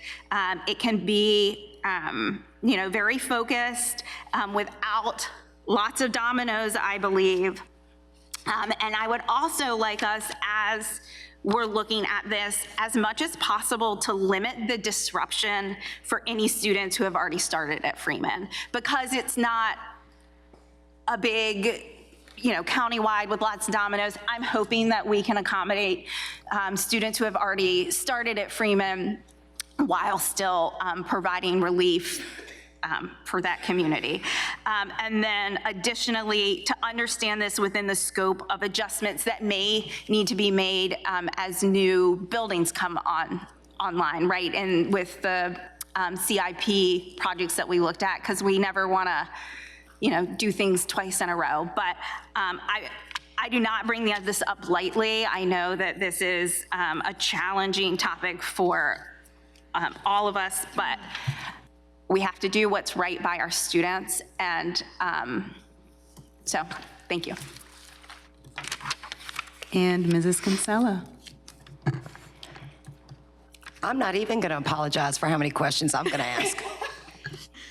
And my colleagues have done a tremendous job really in elevating things and getting explanations to how things work, especially since so many of our line items have changed and are growing. So I appreciate learning those things. And Mrs. Shea, I just want to start by redirecting to you about Freeman, because I looked at whatever slide number that is up there. I saw your red at Freeman, and I just want to remind everybody that, when we get to this point of year, I know it's one of our favorite times where we do comprehensive. One of the things that's been a priority for us in our 5 years on the board is comprehensive budgeting, planning. Dr. Cashwell has added the studies in her time here. She's added long-term planning in addition to short-term planning. So I just want to highlight and remind those who may be freaking out once they hear what Mrs. Shea just said about variables that impact capacity and what she really just asked the team to do before perhaps adjusting anything. I know Mr. Young has mentioned programming. So we don't typically move programs. I don't think that really applies to Freeman, right? The center is staying there, so I hope no one listening freaks out about that comment. So that's not really an option for us, but there are other things, for example, short-term solutions to provide, in short terms, I'm just going to say it, I'm not going to call it a learning cottage, I'm just going to call it what it is, which is a trailer. Are there any trailers, Mr. Pritchard, at Freeman? And is there any land for said trailers? There are not, and it would be something that we would have to look at and evaluate where we could actually put one. Okay, because I think that that's important. I know I've never been a fan of trailers, but I do know that sometimes, I know you said it wasn't a bubble because you looked at the trends, but as the team really analyzes it further, if trailers could be an option, I'd like for us to consider that. Anyway, enough about And Mrs. other Kinsella, solutions. I apologize for interrupting you. However, it might be wiser to continue this discussion on this topic before you delve into new topics. And I want to offer the courtesy to Okay, thank you. Mr. Young and Mr. Irving. If you had any redirect specifically on Mrs. Shea's topic, you're welcome to do that now. Do you have any? Okay, perfect. All right, Mrs. Kinsella. And I would just, again, emphasize that to Mr. Young's request for additional programming considerations, and Henrico is not the only school, for example, there's still capacity. If you could go back to the map slide, because it's just easier to look at the green schools, right? We still have space in Verina. As we've said numerous times before, we have capacity. It may not be where we need it, so then we get creative before we change boundaries and move students and disrupt things. So we do have space at Henrico, Hermitage, Godwin, and Verina for additional programming opportunities that perhaps some of our Freeman Mavericks may be interested in. Anyway, thank you for letting me just speak to what could impact capacity for you. Now, I don't even know where to begin. Okay, so I guess I'll begin with capacity. We used to, and it's going to start with a request, because I don't have all the pieces of the puzzle that I need. For example, again, new programming, right? Or any programming that we may be looking at that isn't as relevant anymore. So I need any additional programming. I would also like, we used to receive a watch report if it was over 95%. I would like that. And then I would also like the trailer report. Which ones are being used for instruction, which ones are being used for pull-out services. Capacity is what I'm really after, but I know the board used to get that report, and I think it would be really helpful if we had that. Oh, and there's one more, because that's another piece to this puzzle. Class size report. I would like to know across Henrico County schools what our class sizes are, because as we know, even though they're outdated at the state level, and they're also unfunded at the state level, we also tend to go over the class size in some of our schools. So that's another piece of this puzzle. So thank you for that. And then, let me see, I would like to highlight just so much progress that we've made. Wow, mechanical heating and cooling request. I mean, just to break it down, and I appreciate your $10 million reference, like, is that enough money? For those that may be listening, what was it, the Oak Avenue complex, right? Those 13 units just at Oak Avenue complex cost $2.5 million of meals tax funds. Am I right? Yes, ma'am. So that's a lot of money just for one location, right? One location. And then, of course, the bus replacement. I mean, with the seat belts, the better working conditions for our bus drivers, right? How many new buses do we have now? I think it was 256. 256 new buses out of how many? Close to 600. Thank you so much. So half the fleet is new. We still have work to do, but I'll tell you, we've made progress there as well. Let me see. On slide 6, back to capacity for a moment. It says preliminary membership report. I thought membership was as of September 30th, so that's not fine. These numbers really aren't final? No, they're not. Okay. We used current membership to provide a preliminary number because we knew that was an important part of this puzzle, to your point, to give you as much information as we could, but those won't be finalized until the end of this month, and we'll do that in accordance with VDOE guidelines. Okay, so when will the board receive that information? And do we expect them to change much? I wouldn't expect a drastic change. Okay. So when we have our November board meeting, we'll provide that along with this package of information as an additional final membership count. Okay, thank you for that. On slide 11, no, I'm sorry, slide 10.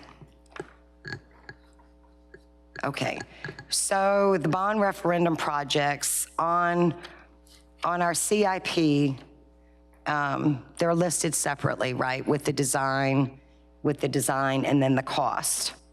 But it's all still bond money. And then speaking to the study for Johnson is a renovation, and the campus looks a lot like Longin. Is the study for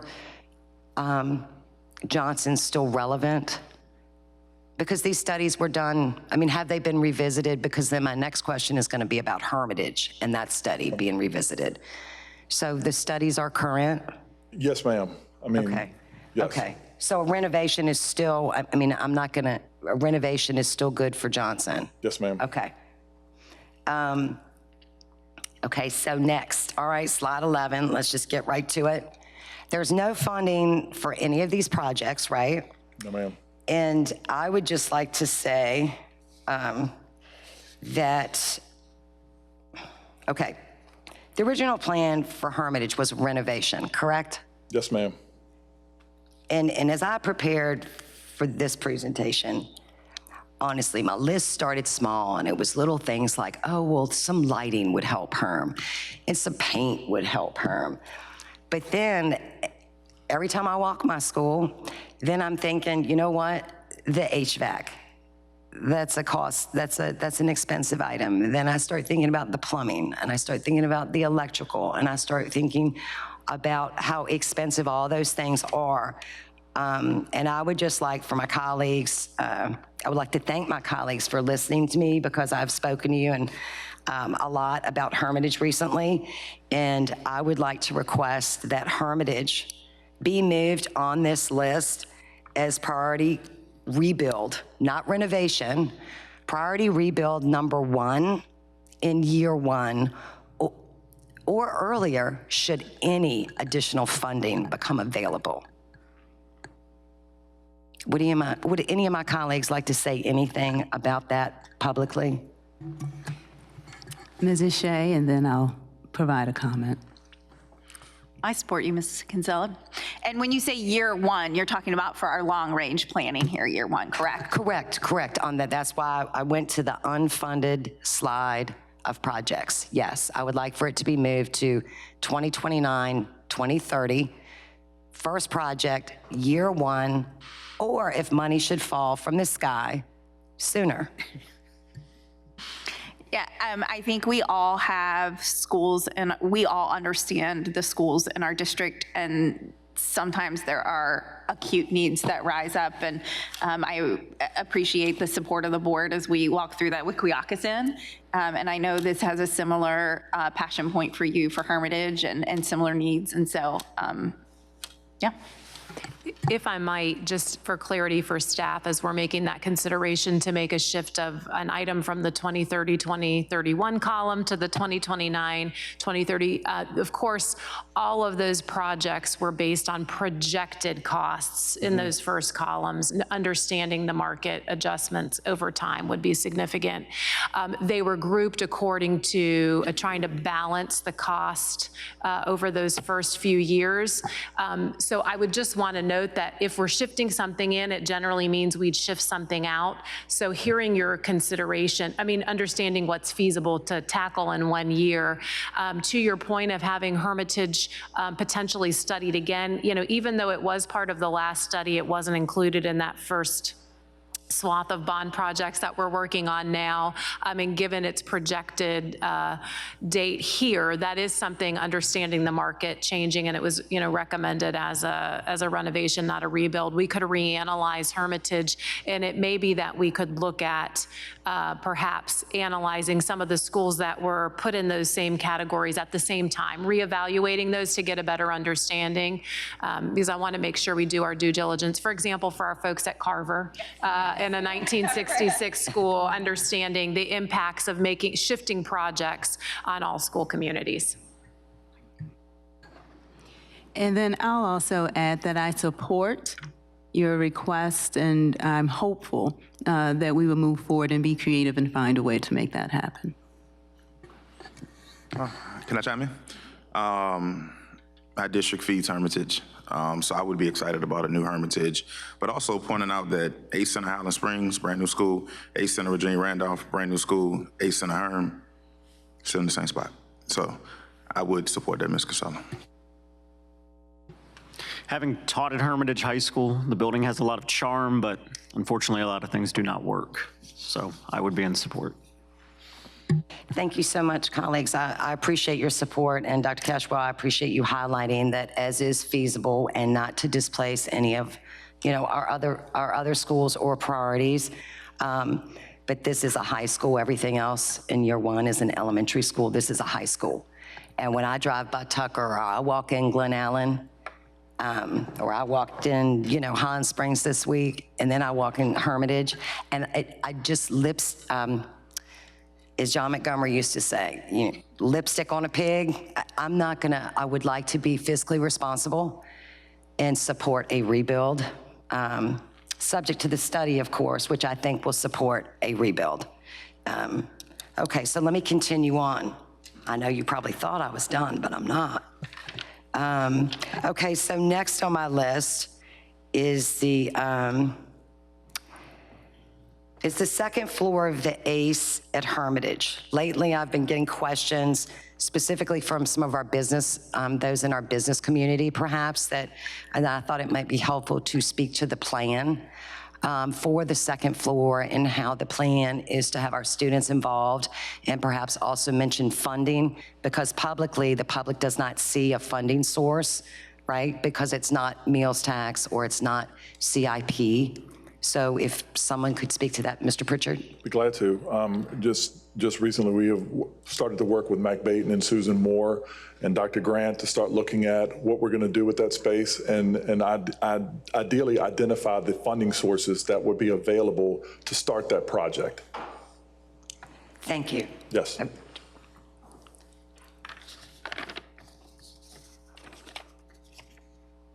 And then on our meals tax for fiscal year 25-26, all those zeros going down the meals tax line item that I see is for the Tuckahoe Auditorium, correct? Yes, ma'am. Okay. Are we expecting to see that? We're not expecting to see those zeros in the next 2 years of any kind of deferred meals tax, are we? We very well could if we don't identify funding for the Brooklyn and the Fairfield auditoriums. Okay, so good to know. Thank you for clarifying that.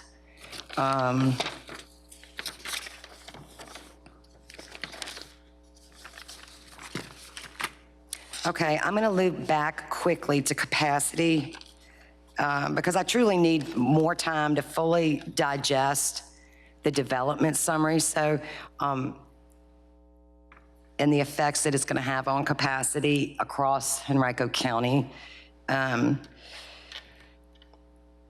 Is the board received some of the background on development, right? And to that, I'm seeing that home prices have jumped drastically, right, since the pandemic, causing some families to switch to apartments and condos. Do you believe your 3 to 5% yield is still relevant from some of the communities, from some of the urban mixed use? As of now, that is what our numbers show. I review all of our urban mixed use developments each year during our yield study. And that is a current number of what we see from areas like Rocket Landing or Libby Mill. So we are watching all of our urban mixed use and urban styled apartments. Typically families are moving into townhouse or condominium style apartments, which is why we have 2 separate designations for those. No, I appreciate that. And again, it's to Mrs. Shea, you've been a tremendous addition to our team and following all these projects. And I look forward to asking you more questions, but I won't take up any more of your time. Thank you so much for this presentation. And before I jump in, I do have a very healthy list of questions and feedback. But before I delve into that, I do have a redirect for Mr. Irving. So things that were said made me think of other things. So to Ms. Kinsella's point about the class sizes, if we could receive a report with that's by school and then broken down by department with the average class size by department. So like how many kids are in the average biology class in that building? Yeah, okay. And then the other thing was, and maybe we already do this, but thinking to our grow our own program, because what Mr. Young said about the lack of employees for certain classifications, while we're doing that for teachers, which is tremendous and we should continue to, I'm thinking about that for trades like HVAC and those folks as well, and guaranteeing employment for that program to try to, maybe think that could be, even if it's just folks working for us for 3 to 4 years, that still can create a cycle that's fortuitous for us. Yes, thank you. Yeah. And now I'll turn the floor back over to Mrs. Shea. Redirect from the redirect from Mr. Irving. Dr. Cashwell, I don't want your team to have to generate a report that's a heavy lift. So if this is a heavy lift, ignore it. But he asked for by school and by department. I would almost prefer just if we have a report that could just run the raw class size, for all the sections. And then that way we can see it and sort it as we understand. We will work to prepare something that, and we're happy to do the lifting on getting it to a point it'd be the most usable and helpful for the board based on your request. We can work on that. Ms. Kinsella asked, if possible, in Excel. Thank you. Noted. All right, do we have any more questions or feedback based off of what's been shared so far? Okay, well, I will go ahead and just delve into a few things. As we consider solutions for funding for both near and long-term projects, and this is probably more geared to you, but I'll look this way just in case. Could you please share the amount that has been placed in reserves from state funding over the past few years? It may be an opportune time to explore using a portion of these funds to support CIP and address critical needs within the division as we continue to work towards a more equitable school system.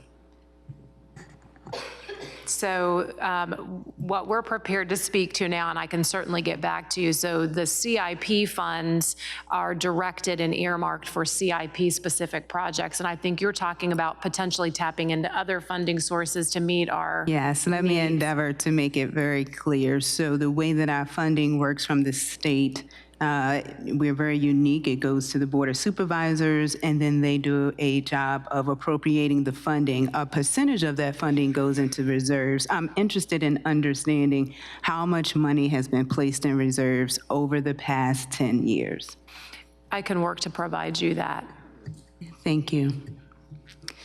And then I'll start with the meals tax project request. I know for Rolfe, there's 1, 2, 3 already on the list. For Rolfe, we have funds requested for pavement improvements and interior components, which includes painting. I'd like for us to add lighting as well. It's interesting, a phenomenal job has been done with CFI, our Center for Innovation. I'm very proud of that. However, what it also does is show a bit of shade to the other areas that may not have as bright of lighting. So I'd like to match the lighting throughout the building.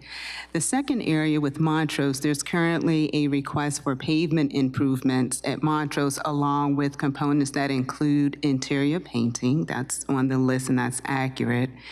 With Sandston, there's funds requested for mechanical improvements, specifically the cooling tower. I'm wondering if there are other mechanical needs that may not be on this list. And that's a question, and if you don't have a response, if you could just follow up with Kim or with the principal there just to make sure. Absolutely. Yes. And I would just note that there may be mechanical projects for that school listed on the master mechanical list, not funded separately through that source. So, but we can certainly provide. Yeah, I just want to make sure that it's captured. If not on the list here, just validate that it's captured on whatever other lists that you have. And then the 3 that are not on here that I did hear from principals or other individuals on, and again, I believe they are on other lists, but I just need validation. Verina, it would be the auditorium, the interior components of the auditorium. Fair Oaks, and this is probably on the other list, just wanting validation. Fair Oaks have interior components or requests for funds for interior components for painting, and then Mayfair, they're on that other list, I believe, as well for interior components regarding painting. So I just want to validate that they are on the list and then understand the priority of those. Yes, ma'am. All right. And thank you, Mrs. Kinsella. Then next, I'll move on to the development summary and the effects on school capacity. So based on the summary for the Verina district, I want a better understanding of how would an approval of over 1,500 new residential units, including 1,094 single-family homes, 315 townhomes, 99 apartments, along with some developments that are happening in Fairfield that impacts Highland Springs High School. Can you please share with me in terms of capacity, resources, and community needs, what that looks like? Of course, yes. And I do want to just clarify on that summary that not all of those projects have gone through the final stages of their approval processes. Some of them are still with the Planning Commission, some of them are still with the Board of Supervisors, and some of them are still waiting on the Planning Director. So that is the sum total of all of the projects, but not all of them have gone through all 3 steps of the approval process. In terms of capacity concerns, we go through at each step.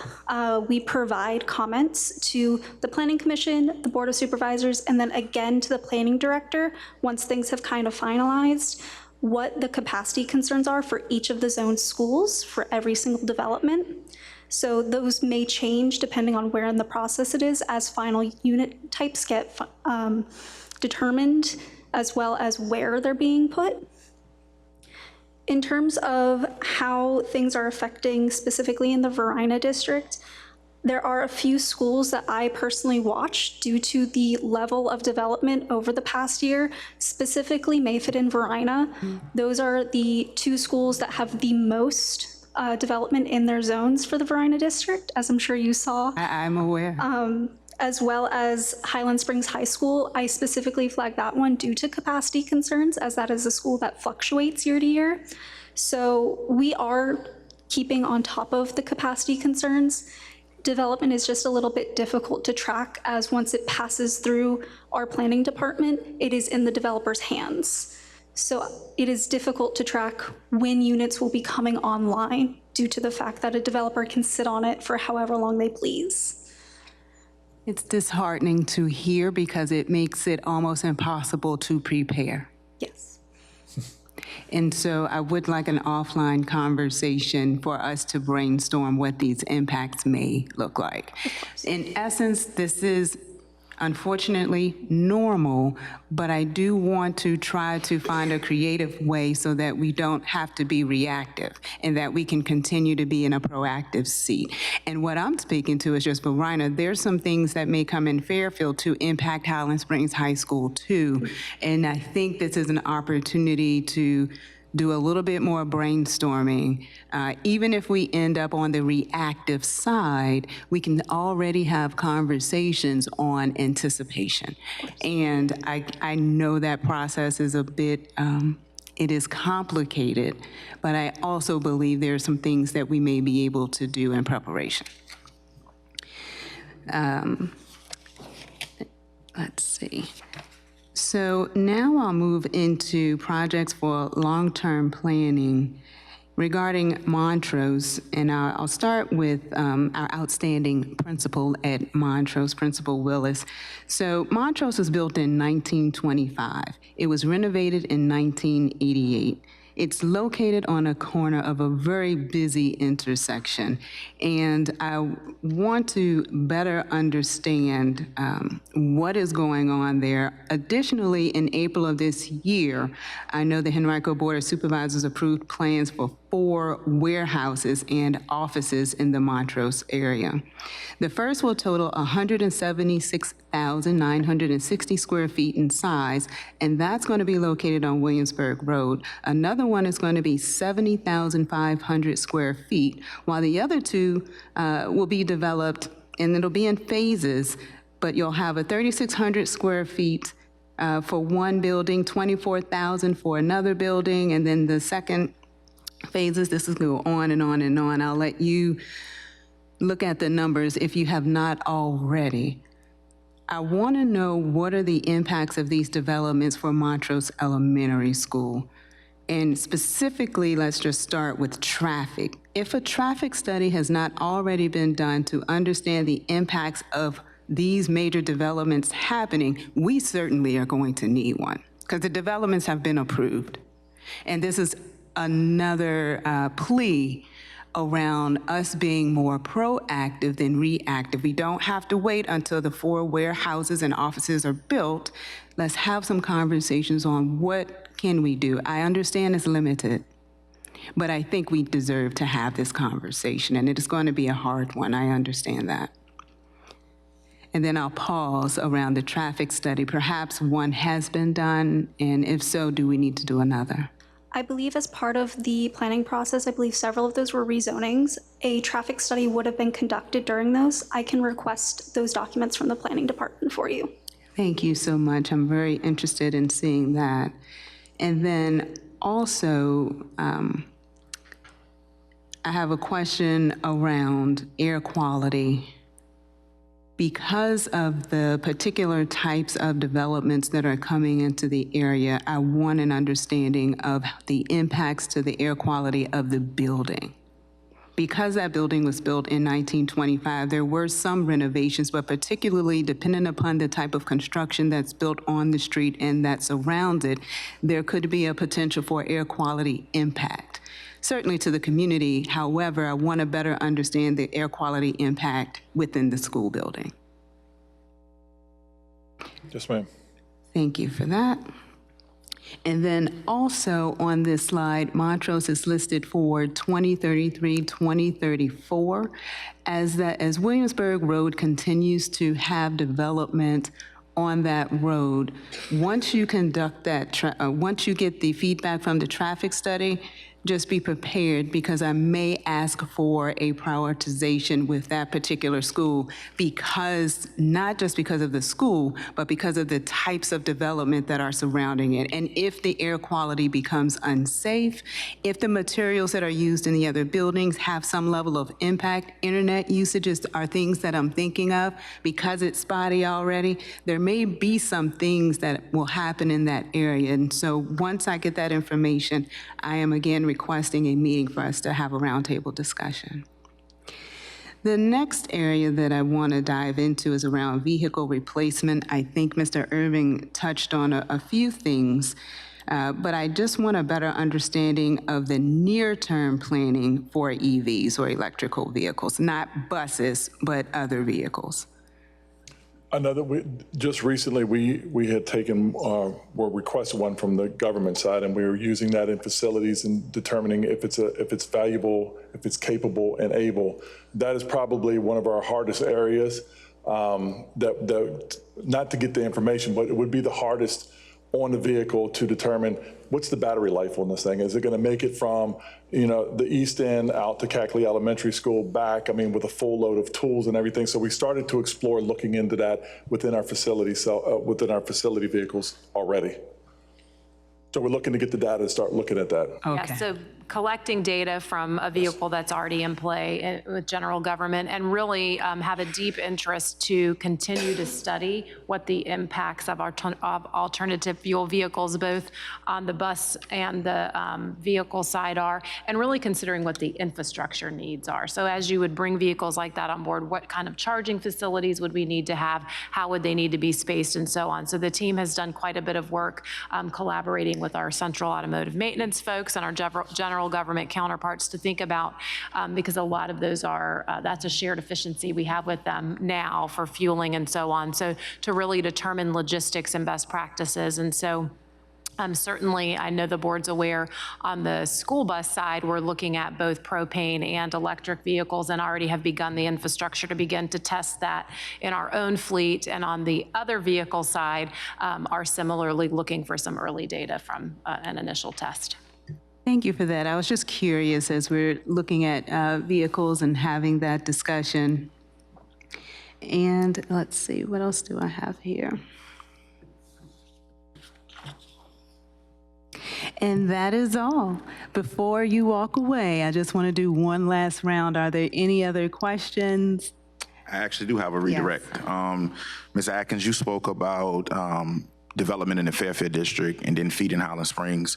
There's a new community. It's in Fairfield District.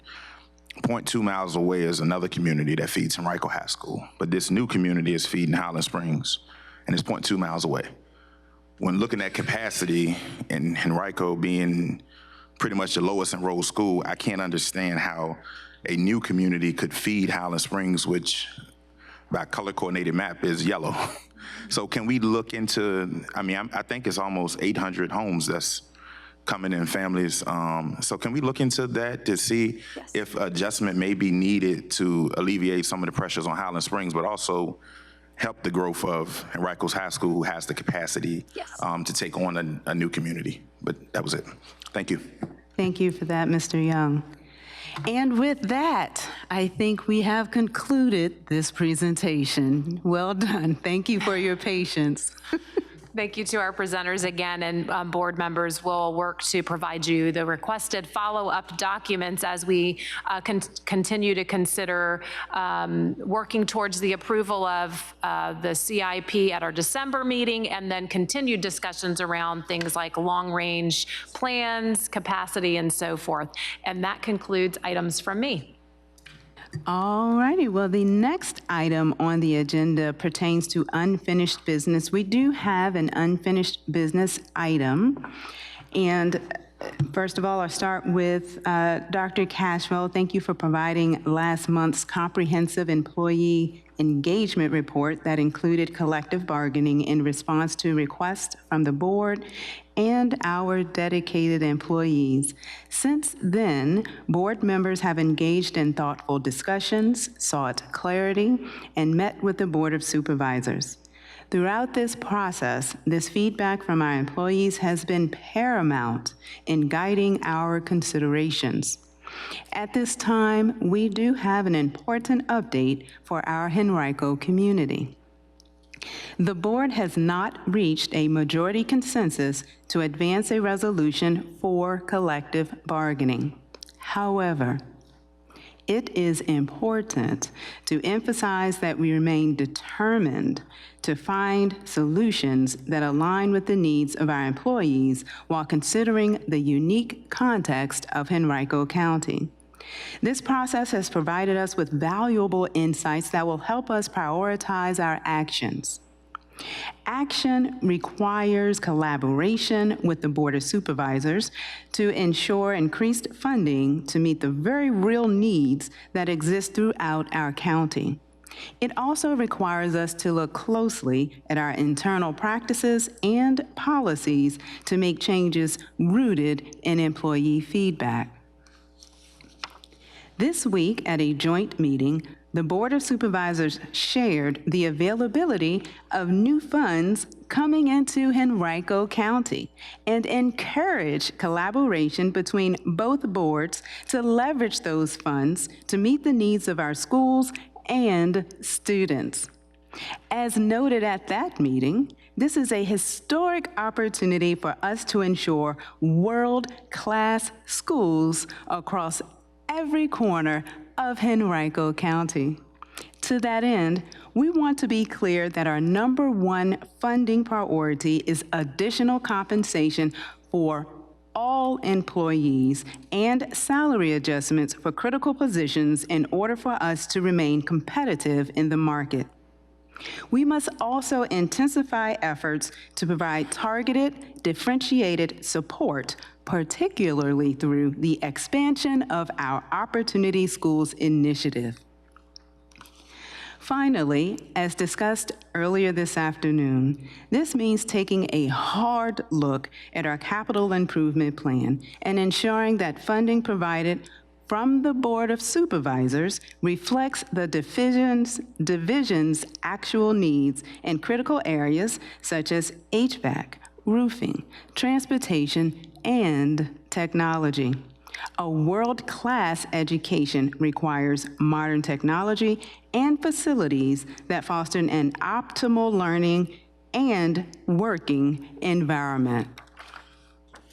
We call on the Board of Supervisors to fully fund our requests so that HCPS can continue to recruit and retain exceptional talent while ensuring equitable, high-quality education for every student across Henrico County.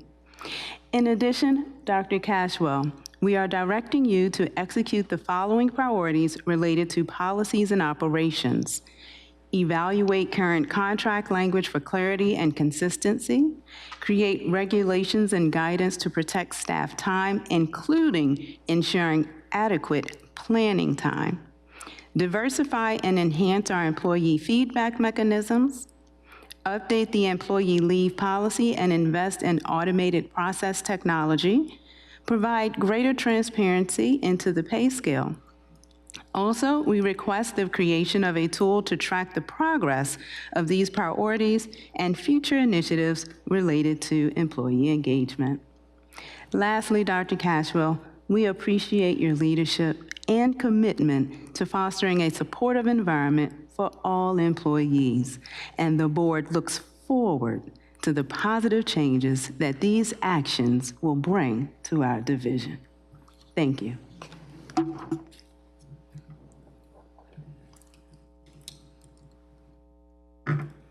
I would note, Chair Atkins, that your directives on behalf of the board have been heard, and I'll look forward to providing updates and progress as well as the tool that's been requested to track progress on those directives. Thank you. The next item on the agenda is new business items. Colleagues, do you have any new business items? Hearing none, we'll proceed to the last agenda item, which is the announcement of meeting dates. The school board's next meeting is this evening. It's today, October 24th, 2024, at 6:30 p.m. right here in New Bridge Auditorium. This meeting is adjourned.